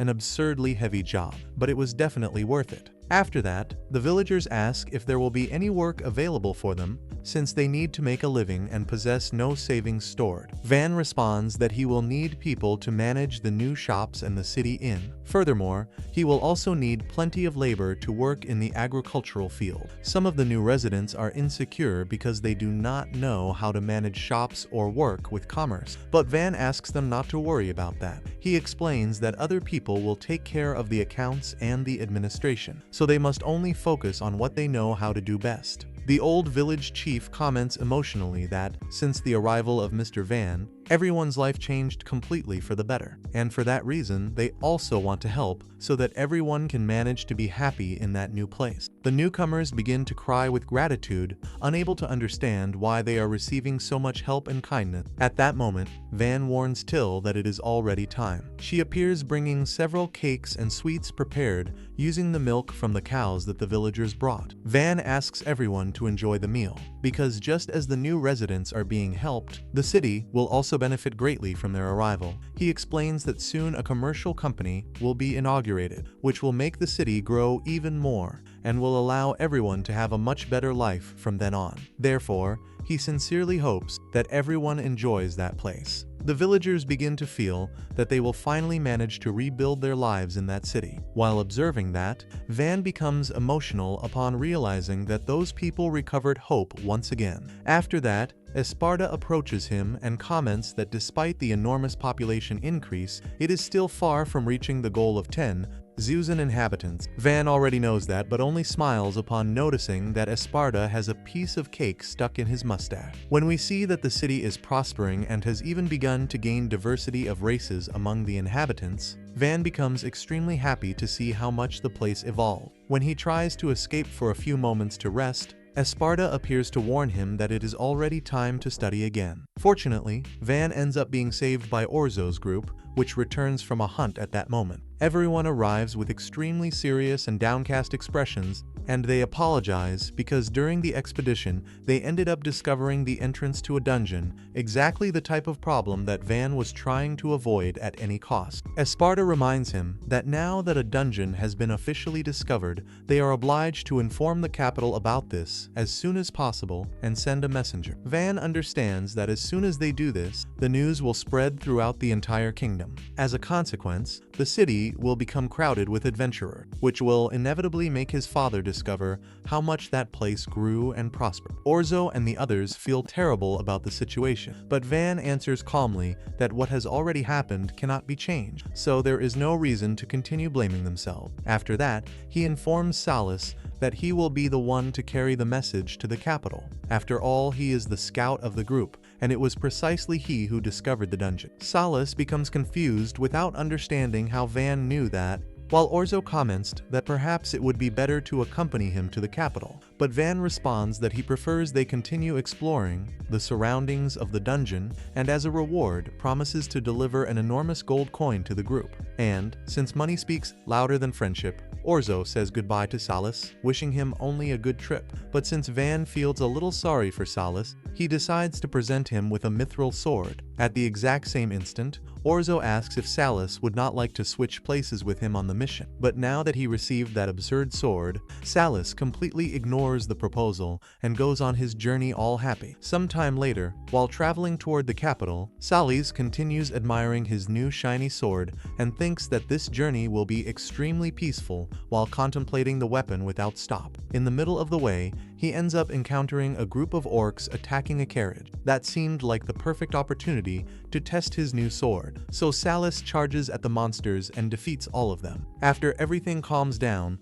a girl comes out of the carriage to thank him for the help. She introduces herself as Plamira and asks what his name is, assuming he must be quite famous. Salis introduces himself merely as an ordinary adventurer from Pocanta. Plamira says she does not believe that even a little bit, because someone with such impressive and skillful movements clearly cannot be just any adventurer. Salis becomes embarrassed upon hearing that. Shortly after, Plamira comments that she will keep walking toward the capital, and since both are going to the same destination, Salis offers to take her on his horse. Plamira responds that he does not need to trouble himself, but Salis takes her in his arms and places her on top of the horse, saying that the animal is probably happier carrying her than carrying him. The girl smiles discreetly as they continue the journey. During the route, Salis asks to which region of the capital she is going. A bit downcast, Plamira reveals that her father was a baron, but died in battle. After that, the family lands ended up being taken by other people,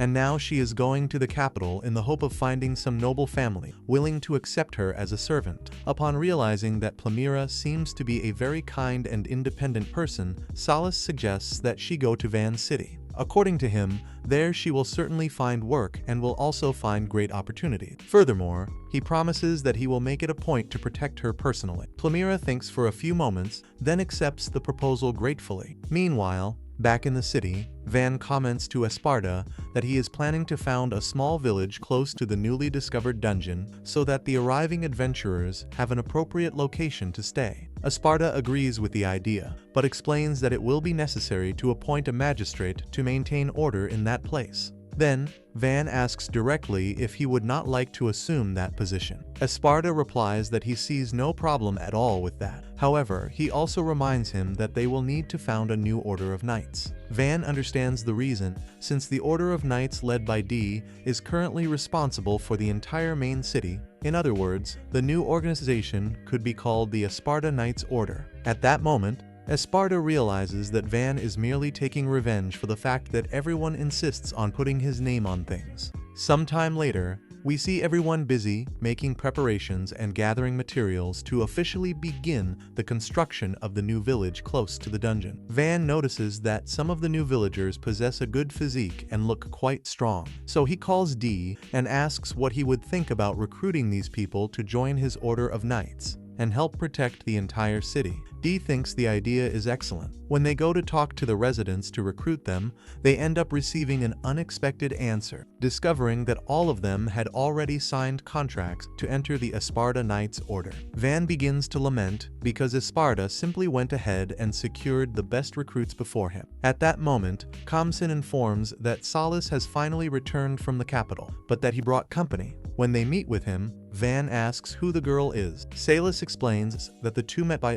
chance, and since she had nowhere to go, he decided to bring her there. The girl asks a little timidly if there is still space for new residents in that city. Van responds that she is more than welcome. Then Plamira tells the whole story of how she met Salis during the journey. While observing the two interacting, Van quickly realizes that there is something going on between them. Suddenly, a group of men with a suspicious appearance begins to approach the location. Upon seeing them, Van panics, thinking that the apocalypse has finally arrived. But Salis calmly explains that there is no reason for concern because those guys are just adventurers looking for money. After all, after he delivered the report about the dungeon in the capital, practically everyone decided to follow him there. When the adventurers get close to the group, they begin to comment that that place is extremely dangerous and that everyone should return to the main city. Except that the way they speak sounds much more like intimidation than genuine concern. Van is surprised to realize that,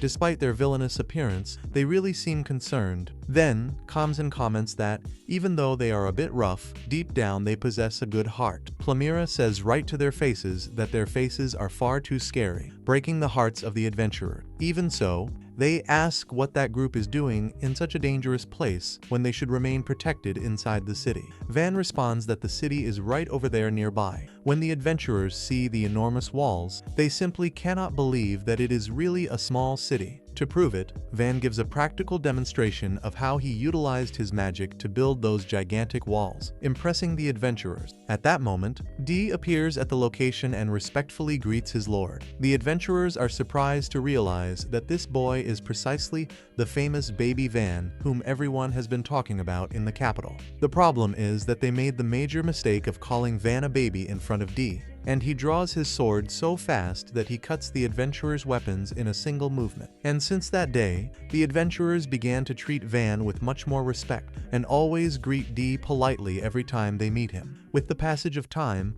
unlike Dee, who is seen as someone terrifyingly powerful, Van ends up gaining the reputation of a poor thing, the little boy abandoned by his own family on the border of the kingdom. At that instant, Orzo's group returns from the explorations and is surprised to notice that there is now an enormous number of adventurers circulating through the region. Then they ask who the woman is, who is accompanying Salas. He introduces Plamira to the group and announces that he is about to leave because he intends to take her to where she will stay. Salas's companions simply cannot believe that he actually managed to get a girlfriend. Van comments casually that since he is already building various things in the region, perhaps he could also build a house for Salas and Plamira to live together. Orzo asks if Salas really intends to build a love nest with Plamira, and the adventurer confirms without the slightest shame. At the exact same instant, Orzo begins to curse the moment he decided to sell himself for a single gold coin, instead of accepting the mission to carry the message to the capital.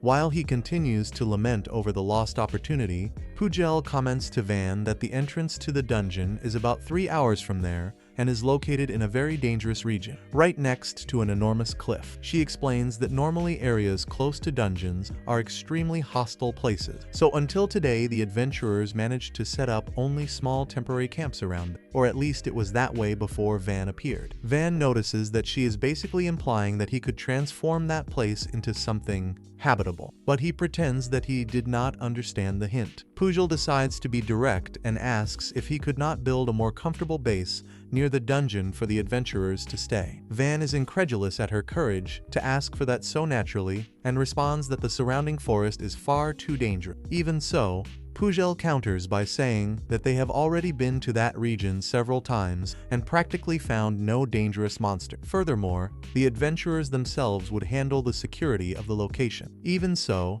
Van continues to resist because deep down he knows that he will end up being dragged into that gigantic project, so he decides to start making absurd demands in the hope that they will give up on the idea. He states that if they want to take him there to build something, he will demand naps during the day. Desserts must be always available, and also the mandatory presence of his assistants, Till and Kamsin. In addition, he also wants to take Arut along, and since Dee and Esparta will need to remain working in the city, they will not accompany them, which means Van will demand even more guards for protection. In his head, after hearing so many absurd demands, any person would give up on the proposal. The problem is that Pujel simply accepts everything without hesitating and still seems extremely happy with the imposed conditions. Shortly after, she tells Orzo to prepare absolutely everything he requested. Van is paralyzed, unable to believe that she actually agreed to all those absurd demands. Sometime later, we see the group continuing the journey toward the dungeon. Van is accompanied by Arut, Till, and Kamsin, who clearly is not having much fun during the journey. On the other hand, the girls seem to be loving the outing. When they finally arrive at the enormous cliff, Van almost faints upon realizing that they need to cross that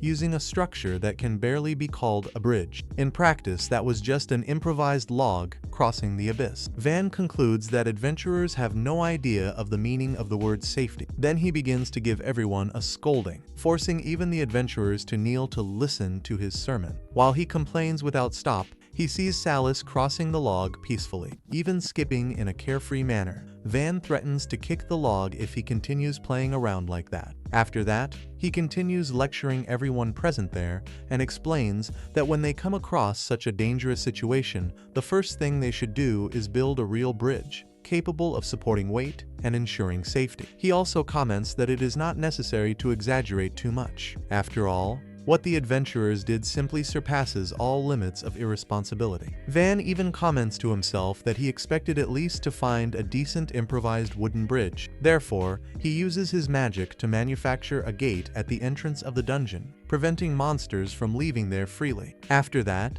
he begins to work on the construction of the adventurers' new base. Everyone thought it would be just a small building, but that place ended up becoming gigantic. The structure possesses 4 entire floors. The ground floor of the enormous construction created by Van serves as a rest room and materials storage. The first floor functions as a refectory, while the second is reserved for the adventurers' dormitories. Furthermore, the place even possesses a beautiful balcony where everyone can relax appreciating the scenery around the cliff. And as if that were not impressive enough, Van still installed a system of tanks to collect rainwater and reuse it in the restroom. The adventurers are fascinated with that absurd level of comfort. Van asks Orzo to manage the location and take care of all the adventurers from then on. Shortly after, he announces that it is already time to leave, because if he continues to be late, Esparta will end up tearing his soul out of his body for missing the study schedule again. While the adventurers begin to poke fun at the situation, Arut notices something strange shining near the dungeon area. When everyone approaches to get a better look, they cannot believe that it consists of mithril. The discovery leaves everyone euphoric. When they return to the city, Van panics upon seeing Esparta waiting for him, with a terrifyingly calm smile on his face. Desperate, he begs for help from Kamsin, Till, and Arut, but none of them are of absolute use in that situation. So Van decides to resort to the last possible option, Orzo. After all, it was because of that group that he ended up being late. Orzo tries to defend Van, explaining to Esparta that this time, the delay happened through their fault. Esparta simply tells him to be quiet and, without showing any mercy, drags Van away, while the boy begs for his life. Sometime later, we see Van walking happily through the city streets alongside Arut. The two observe how much everything is prospering and how the residents seem increasingly happy. Van, a bit curious, comments that Arut has already been living there for a long time and asks if it is not time for her to decide what she truly wishes to do with her own life. He makes it clear that he is not talking about marriage, but about choosing her own path. Arut becomes extremely nervous and ends up confessing that, in truth, she would indeed like to marry him. Van is surprised and asks if she really desires something like that. Upon realizing that the girl became very embarrassed, he quickly says that he will pretend he did not hear anything. Even so, he ends up leaving there happy with the confession. Sometime later, Bert and Rango return from the capital and inform Van that the foundation of the new commercial company occurred without any problem, thanks to his help. Then, as they had promised, they deliver 130 platinum coins to Van. Van takes the fortune without showing much reaction and hands it all over for Till to look after. But she panics upon realizing that she is now holding an absurd amount of money in her hand. Bert and Rango also share that Panamera intends to return to the city after informing Count Ferdinand about everything, because apparently she considers it much more fun to ally herself with Van than to remain tied to Ferdinand's territory. In fact, they believe she will try to obtain lands close to his city. After that,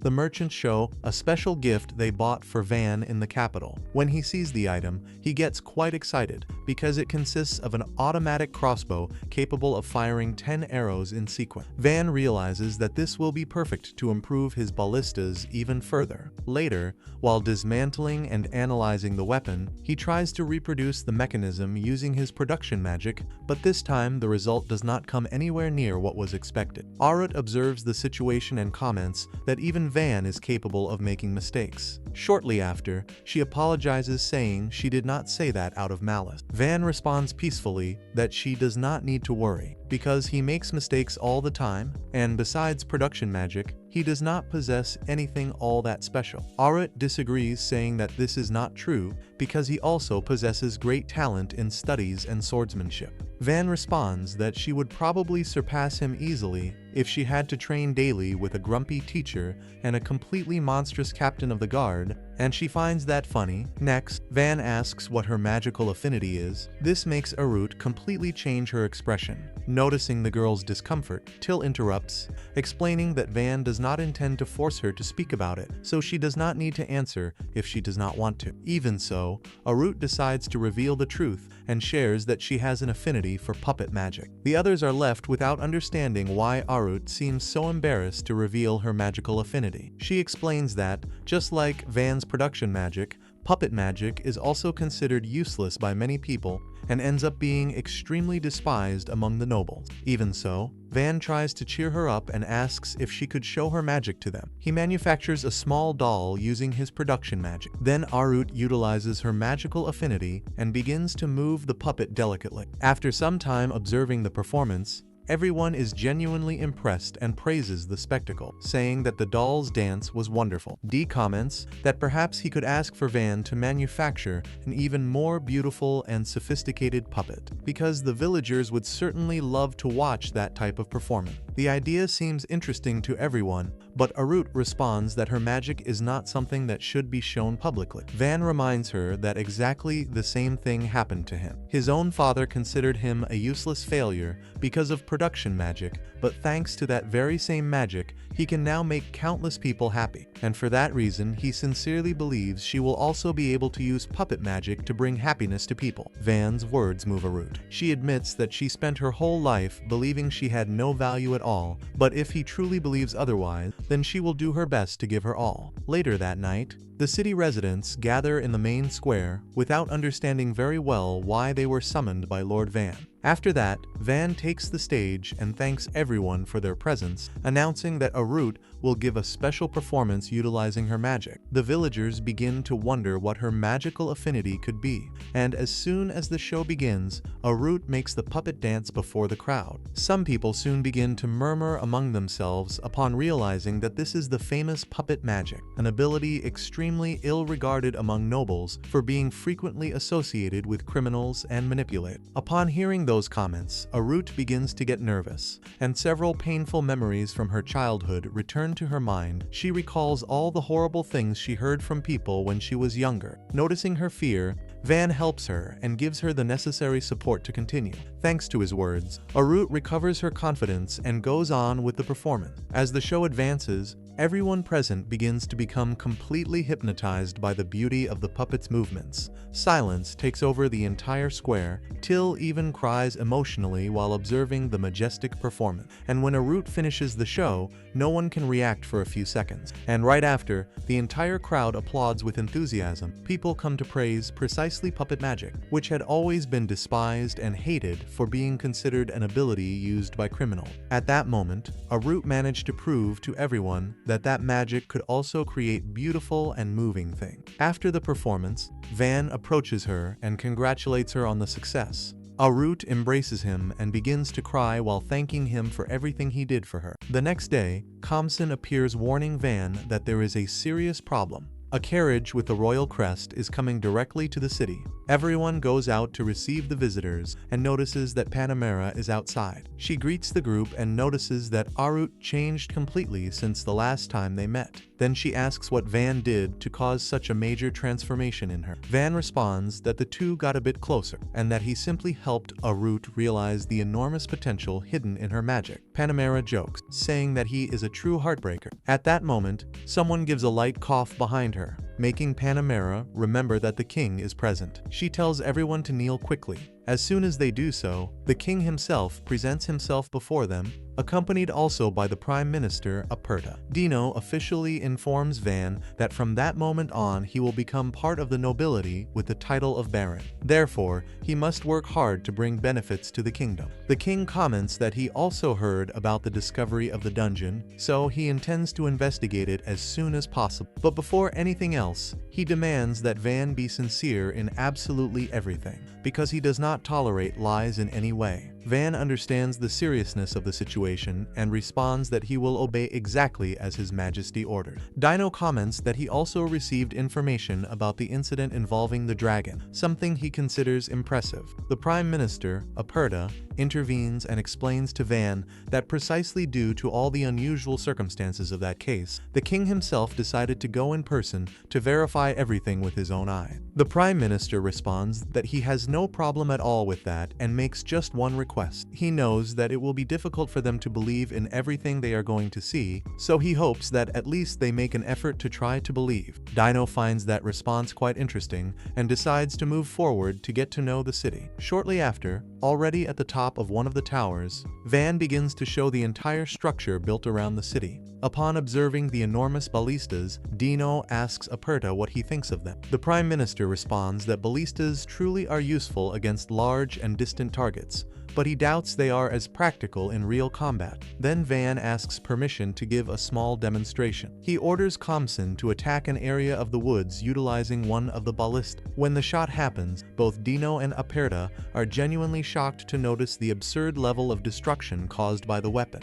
After all, that was done without depending on elite archers or great military mages. Curious, they then ask about the strange star shape of the walls. Van explains that, thanks to the design with multiple faces and angles, it is possible to attack enemies from various directions at the same time, making sieges and invasions difficult. Dino and Aperta understand how complicated it would be to try to invade a place like this while receiving a rain of arrows coming from all sides. Panamera comments that that is probably the perfect defensive system, except against flying enemies. Van responds that he already created some prototypes thinking precisely of that, but he still does not know if they truly work, because he never managed to test them in battle. Upon hearing that, Aperta comments that Van is speaking as if he were the one who manufactured all those weapons and structures himself. Van responds naturally that that was exactly what he meant to say. Dino reminds him again that he will not tolerate lies. Even so, Van calmly insists that he is telling the truth. Panamera asks the king not to doubt the boy. At that moment,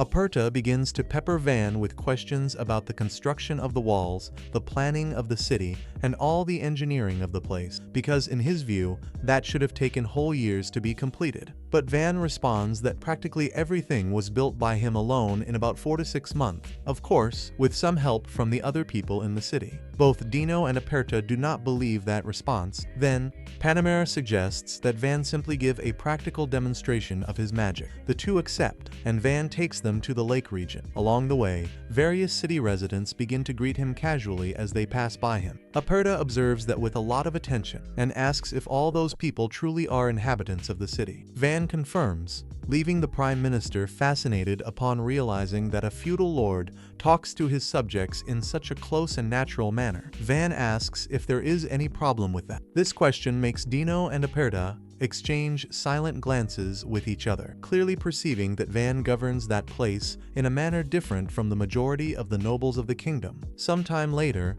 while they continue walking through the city, the group ends up encountering those adventurers who look more like bandits than like normal adventurers. Both the king and Aperta become alert upon seeing them. Upon noticing that Van talks to them in an extremely casual manner, they end up asking who those people are. Van responds that they are adventurers who ended up becoming his friends during the exploration of the dungeon. When they arrive at the lake, Dino and Aperta become confused upon seeing the Apocorurus. The confusion increases even further when the leader of the tribe appears greeting Van as if he were his son-in-law. Van corrects the man, saying that he is nobody's son-in-law. Meanwhile, Dino and Aperta continue trying to process the fact that those creatures truly exist. Shortly after, Van comments to Esparta that they could create an even larger wall near the lake. To give a more impressive demonstration to the king, Esparta uses his earth magic to raise a gigantic structure. Next, Van utilizes his production magic to transform that into complete walls in a matter of seconds. Dino and Aperta become even more marveled. As for Van,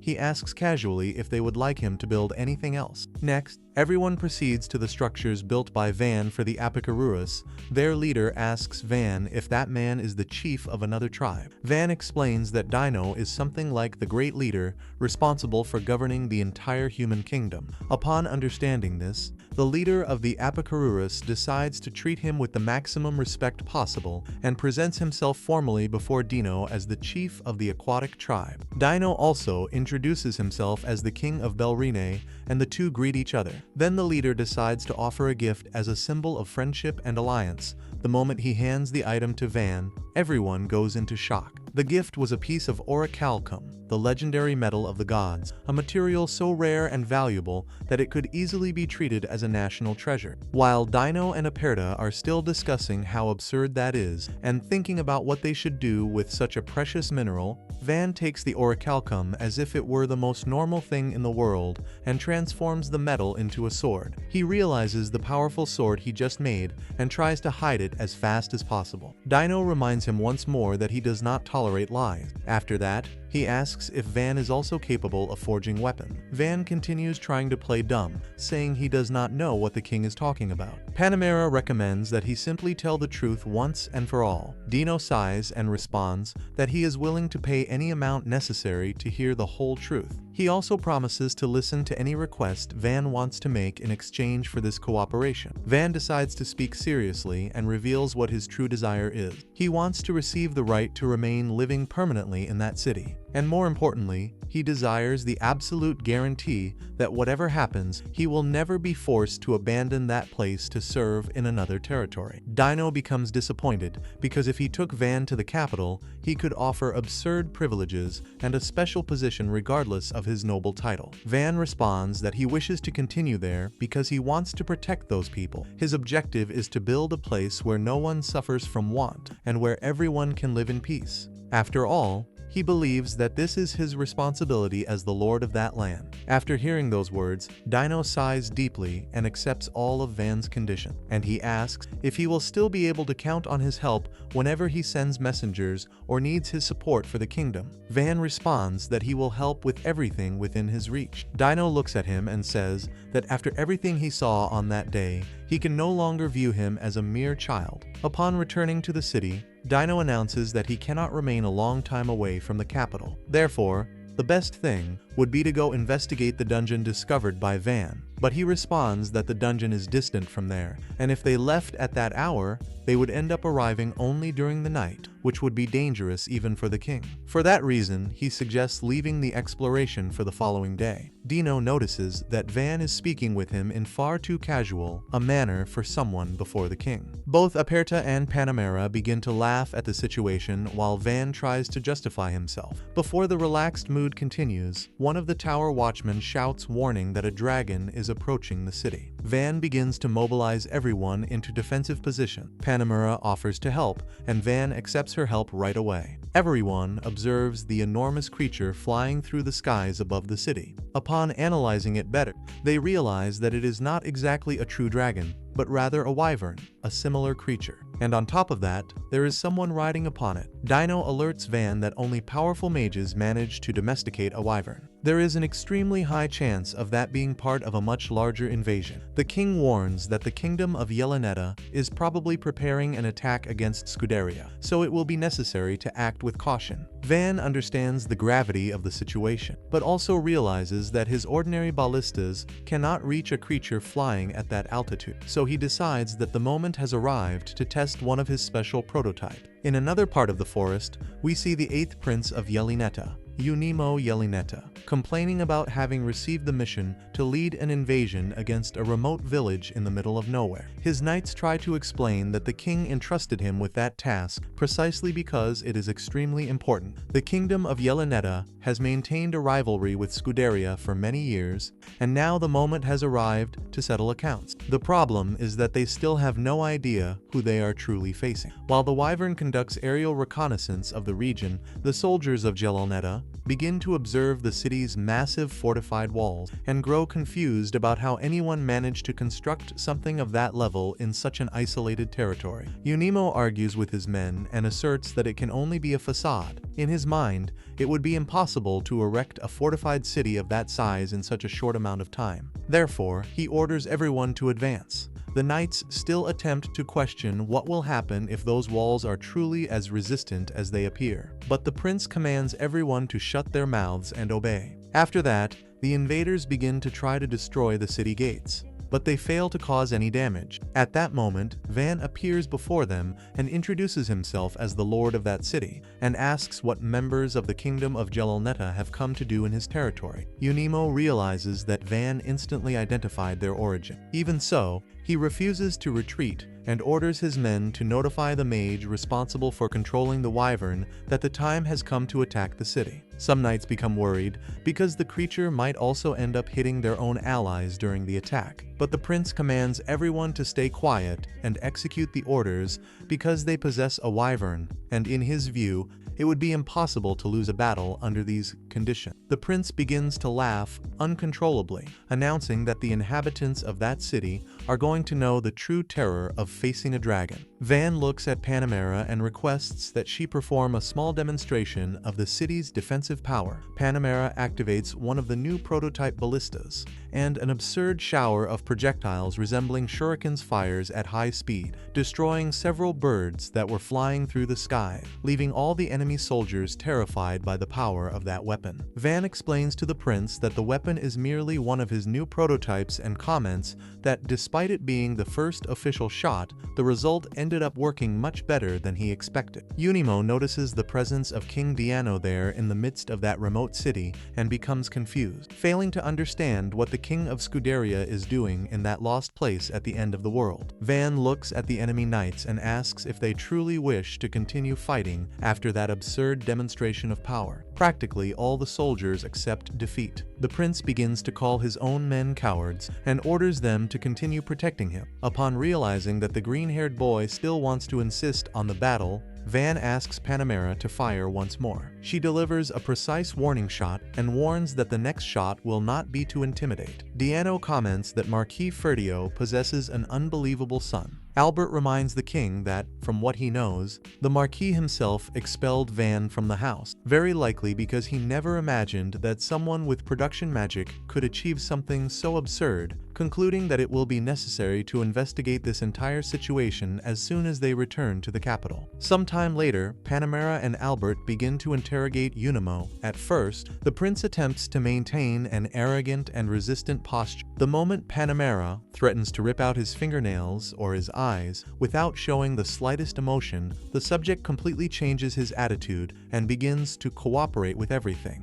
revealing that the kingdom of Jelolnetta had already been planning an invasion for many years. They began precisely through that region because, theoretically, such a remote village would be an easy target to conquer. The problem is that they ended up being humiliated. Albert asks if there are other attacks happening at that moment, and Unimo reveals that there are. According to him, another unit of the Jelolnetta army is attacking the main target, the fortified city of Scudet. All of this information is passed on to King Diano. Both he and Albert conclude that the best thing to do is to return to the capital as quickly as possible to gather the knights of the kingdom and protect Scudet before it is too late. Before departing, Diano makes a direct request to Van. The king officially requests his assistance in the defense of Scudet. Van becomes uncomfortable with that because he does not wish to abandon his growing territory. Even so, he responds respectfully that it is a great honor to receive such a request from the king himself. But, sincerely, leaving at that moment would practically mean abandoning his city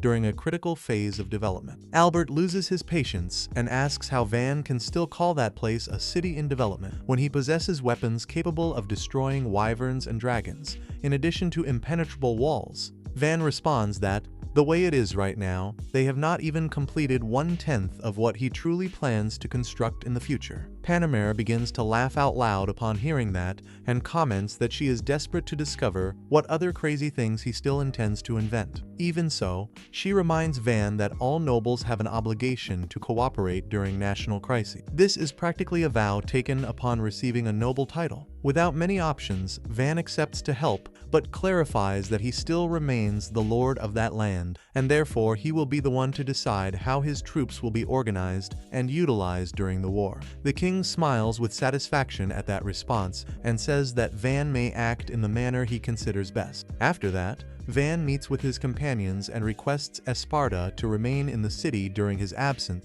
because there is no one more qualified to assume control of the territory while Van is away. Esparta does not like the idea of letting Van go alone to a battlefield, but understands that the decision has already been made. These knights will obviously accompany him. Even if Van asks Khamsin and Till to stay, they will go along with him. Van already has his troops designated, but feels that the people in the capital will say they are too few. At that moment, Ozo approaches and asks if they want to accept an escort job. Normally, they do not get involved in wars, but they can accept acting as an escort. Van becomes excited and asks if they could notify the other adventurers. He says he will pay 1 large gold coin and 5 more common gold coin. The boys love it, since they are going to receive a lot of money, but Van does this because they are going to risk their lives. Van asks if Sula is going. He is very good at what he does and they need him. Knowing this, he makes a drama and expects an affectionate request from Van. Van reminds him that if he refuses the job, he will be left without barbecue for dinner, and since it involves food, he obviously accepts. Panamera interrupts them, warning that she needs to depart to inform Count Ferdinand, but that she will gather her troops and march to Skudet. Next, she asks what will be done with the weapon. Van knows that transporting a ballista is going to be very complicated. Art offers to bring his marionette, which apparently was made of mithril. Sometime later, outside the walls, Van speaks a few words of motivation to everyone present, warning that the priority is to leave and return alive. He does not want to lose a single soldier and believes that his responsibility as a lord is to protect them. His words motivate the soldiers, who were discouraged because they were very few and anyone would be worried in that situation. Van is quite clear and manages to convince them. In another place, Van's father is informed that Skudet is being attacked. He orders the troops to be prepared to depart as quickly as possible and also requests reinforcements from all neighboring villages. His new butler informs him that very close to Skudet is located the village where Van lives. Jalpa responds that that village is in no position to send any soldier and that it barely possesses enough food to survive. However, the butler informs him that, according to a merchant who arrived from the capital, Van received the title of Baron after killing a dragon. Jalpa asks him to stop talking nonsense, because Van does not possess the magic of the 4 elements and could never defeat a dragon. The butler reminds him that Van is not an ordinary boy. Even so, the Marquis commands him to shut up and hurry up already. Sometime later,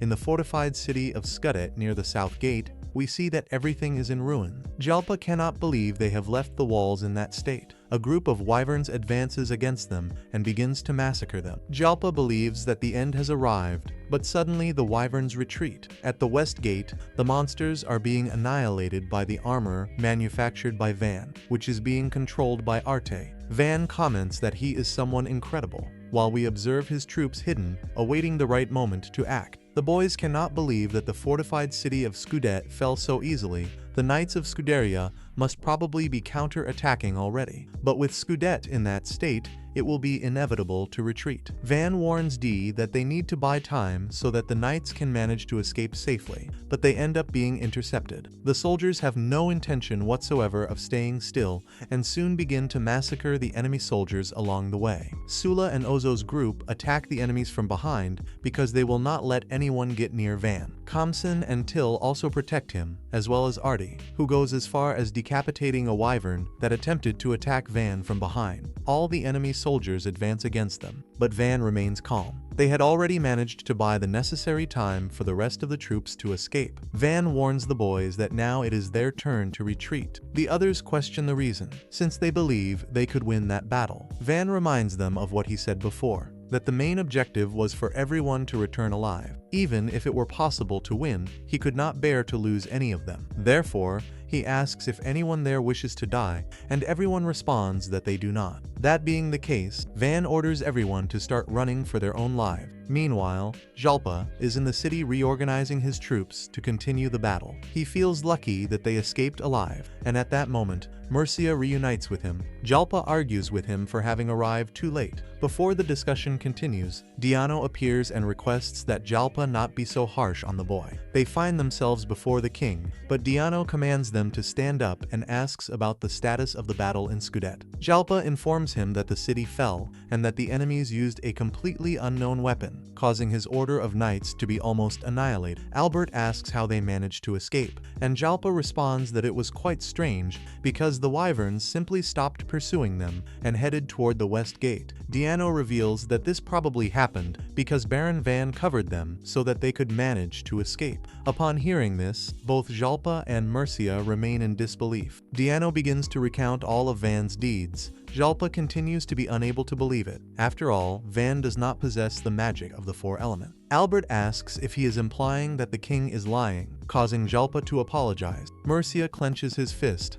and Diano asks if he is frustrated because his younger brother achieved success first. Mercia reveals that he feels exactly the opposite. He is extremely proud of his brother. During the night, while everyone rests at the camp, Dee asks Van what he intends to do now. Van responds that he has already fulfilled his duty as a noble, but if they do not reclaim Scudet, the threat of Gelonetta will continue to exist and could put the entire kingdom in danger again. Arte comments that it is the first time he witnesses a real war and says that he would not like to participate in something like this again. That is a place where people die. Van reminds him that Panamera is their ally and will also participate in the battle, so they need to support her. After thinking for a moment, Van has a brilliant idea. He wants to manufacture catapulta. The biggest problem would be transporting them, but after reflecting a little more, he realizes that it would be much better to construct them directly in Scudet. Everyone becomes excited about the idea, and Van warns that it is already time for them to plan the strategy for the next day. The following morning, the group heads toward the city closest to Scudet. During the way, Van complains because he knows he needs to bring the new weapon, and that means returning once again to the battlefield. They arrive at the city, and Van notices that it looks like an ordinary city, with the difference of being packed with soldiers. Dee explains that after the defeat, the army of Scuderia is using that location as a base to reorganize its troops. Van acknowledges that the new weapon of Gelonetta is truly terrifying, but at that instant his father appears. Van faces him with a cold and distant gaze. He greets him seriously and comments that he heard say that he is now a baron and that he defeated a dragon. Van confirms the information and explains that it was merely a forest dragon. Even so, his father and the soldiers are shocked. He asks how Van managed that, since not even he himself would be capable of defeating a dragon like that alone. Nervously, Van responds that he won using ballistas. Both his father and the soldiers refuse to believe it. After all, there are no ballistas capable of piercing the scales of a dragon. Van realizes that even while telling the truth, no one would believe it. Panamera appears asking if she is interrupting the family reunion. Jalpa responds that she is not, while Panamera warns Van that the king is anxiously waiting for him, since he really wants to see what new weapon he is preparing. Van warns his father that after greeting the king, he will be able to show the ballistas. Panamera thinks the idea is excellent. After all, it is better to see the weapons in person than just hear stories about them. She asks Jalpa if he possesses some arrows and could show the ballista, but Van speaks that it is not necessary, because now he possesses an even better weapon to present. The group proceeds to where the king is staying. As soon as they announce their arrival, the guards permit entry. Van is impressed because both guards look strong and transmit an intimidating presence. Panamera explains that His Majesty values strength greatly, and therefore his personal guard is composed of the elite. Even so, depending on the equipment they were using, she believes she could defeat them. The comment irritates the guard, but Van notices that she did that on purpose. When they reunite with the king, everyone begins to discuss what measures they should take to reclaim the fortified city of Scudet. In the place, he finds Artie's father, Count Ferdinand. Albert comments to everyone present that what worries him about that battle is the fact that the Gelonetta army conquered Skudet in an instant. Although they could not bring it down for years, one of the main reasons for this was the wyverns and the black spheres, which are their new weapon. In short, they will not manage to win if they do not manage to stop those things first. The problem is that these weapons are flying, which makes it difficult to face them. Ferdinand asks Jalpa how it was to face these new weapons, and he remembers that they were almost annihilated, describing the horrible experience. Albert asks Van if he has any useful strategy to offer. Van stands up and says that it is enough to defeat the wyverns before they attack with the spheres. The other nobles call this an absurdity and the foolishness of a child, saying that if it were that easy, they would not be suffering at that moment. Albert comments to the king that normally he would say this is out of the question, but dealing with Van, he would probably manage it. Diano asks Van if he could lead the vanguard to reclaim Skudet, but he responds that he has no intention of going to the front line. The nobles find the way Van speaks to the king strange, but Diano does not mind and says that this would earn him many merits. Even so, Van continues refusing and asks to be sent to the rear, because he does not want to get hurt. His father stands up and says that, even though he is a child, he is exaggerating. He is merely the lord of a remote village and needs to know his place. However, Van responds firmly that he knows that, and asserts that they, the great nobles, have no idea what a village lord needs to face to protect it. Diano interrupts and requests that he continue speaking. Van explains that first he became the lord of a village that was on the verge of collapse. His excellent companions followed him, but his family did not support him at all. Despite everything, they worked hard to make the village prosper. Even though it is still small, if Gelonetta attacked while he was not present, they would not have a chance to win.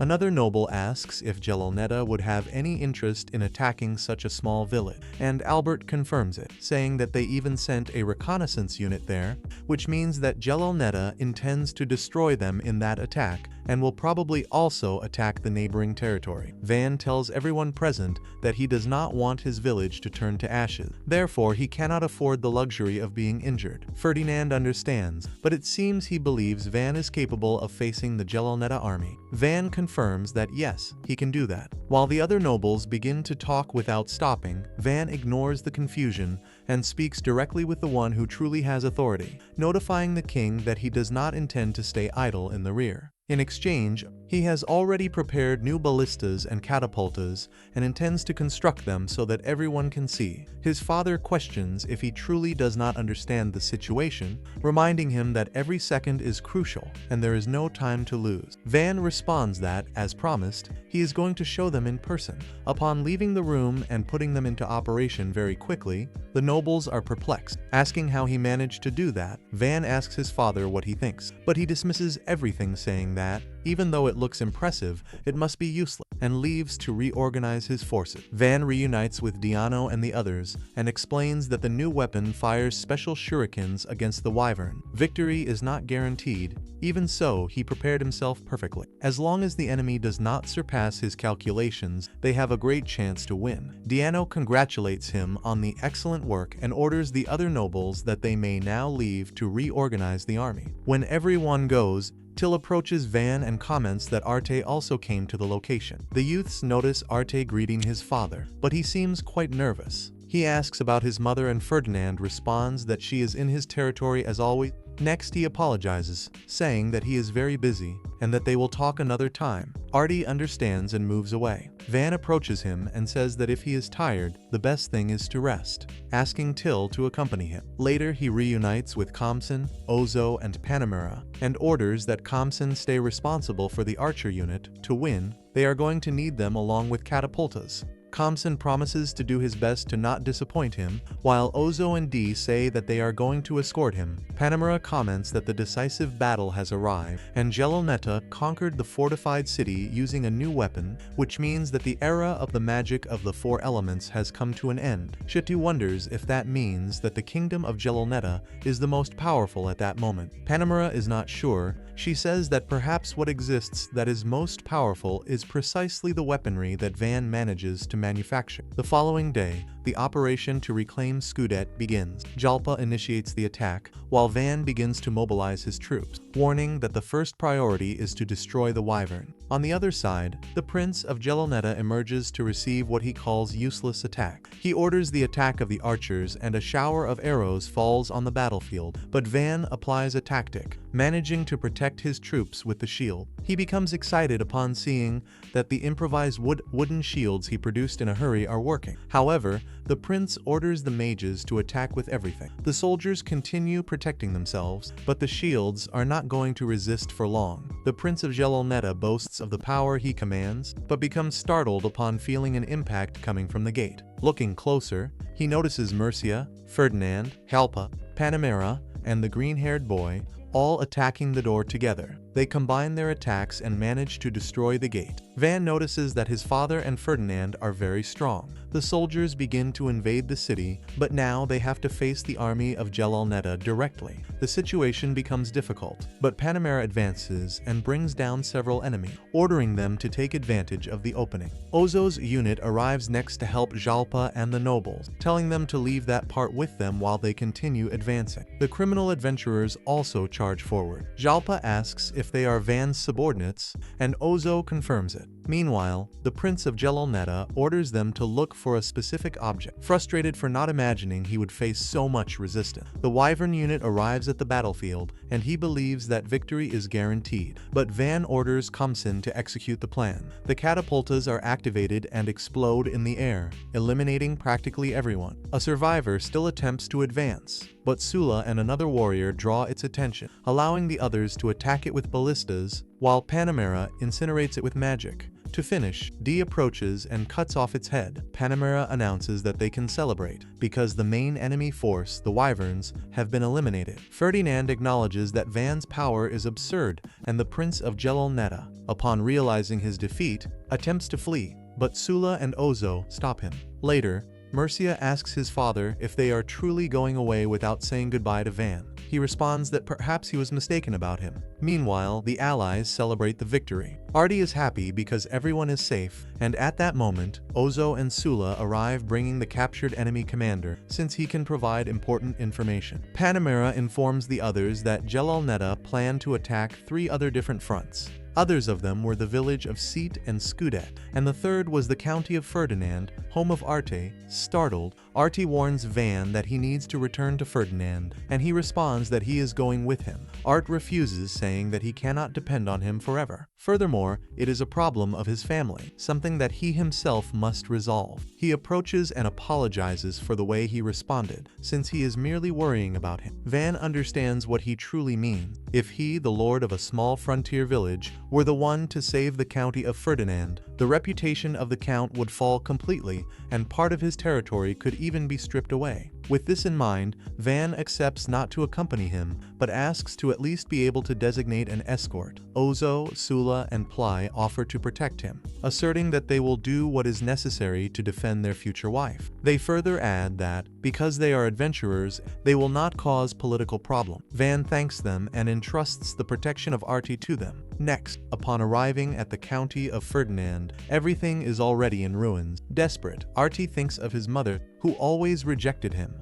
and runs to look for her. At that moment, the shadows of the Wyverns cover the region and the attack restarts, bombarding the city again. Ozo holds Arte and says that if they intervene at that instant, they can still make a difference, asking to take command of the unit. He refuses, asserting that the family of the Count must be the one to expel Gelonetta. Ozo becomes irritated, saying that he does not understand the gravity of the situation, and that this way the entire county will be destroyed. Meanwhile, at the mansion of the Count, the older sister of Arte enters into a panic, but his mother maintains her calm, and says she will make it look like they had an honorable death. She says that, as the oldest daughter, she will be remembered for dying with the dignity of a noble, but, for some reason, she ends up remembering Arte. On the outside, the soldiers of Gelonetta already celebrate victory, saying that the county of Ferdinand is no match for them. However, the Silver Knight, controlled by Arte, emerges and begins to decimate the enemy, transforming the battlefield into a true chaos. The soldiers grow confused, without understanding who that knight is, until they realize that it is Arte's unit. The enemy leader orders the attack, While Artie realizes that he is not like Van, trembling with fear and still without experience,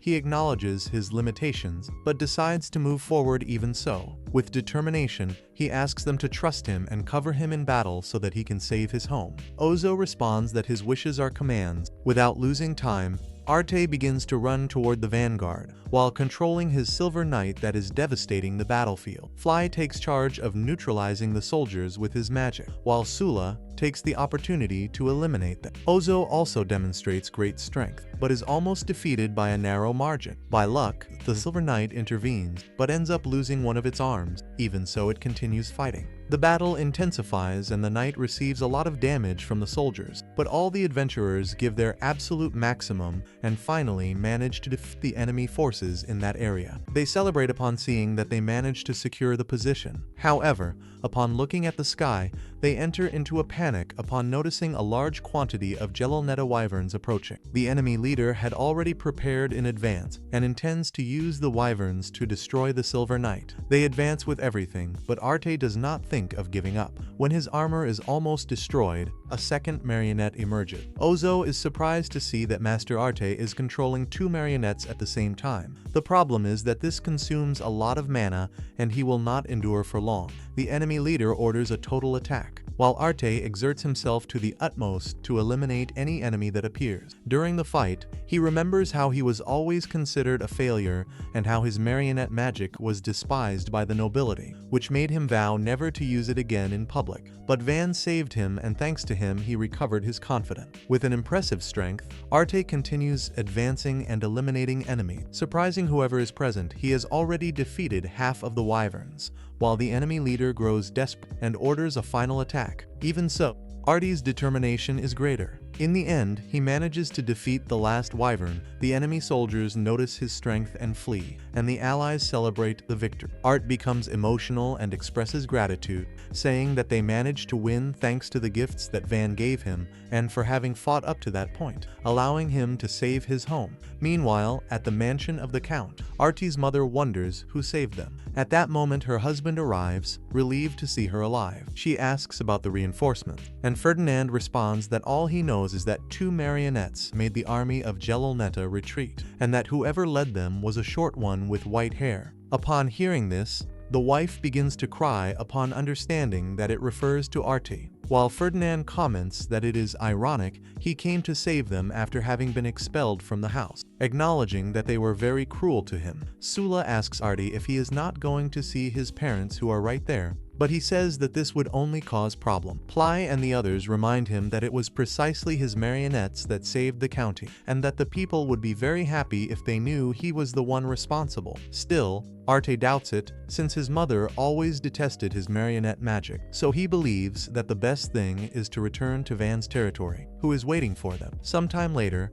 Arte returns to Van's territory. Everyone comes out to receive him. Van notices that he is a little sad and asks what happened. He responds that he is useless, that he cannot lead others with confidence like he does. Van says that he did very well and does not understand why he still has such a lack of confidence, since he manages to control his marionettes in such an impressive way. He comments that Panamera said he is much happier now than when he lived in the territory of the Count, and Arte admits that this happens because he treats him well. Van merely observes him and says that he did a great job, making Arte begin to cry. Afterward, he officially receives him back home and he smiles gratefully. After that, we see Van constructing a commercial center and a new inn in the center of the city so that his citizens may live with comfort. And he remembers that when he arrived at that village, the people could barely survive. Now everything has changed and everyone lives happily, with different races and lifestyles, coexisting in harmony and enjoying the festivals created by him. Meanwhile, the residents are partying,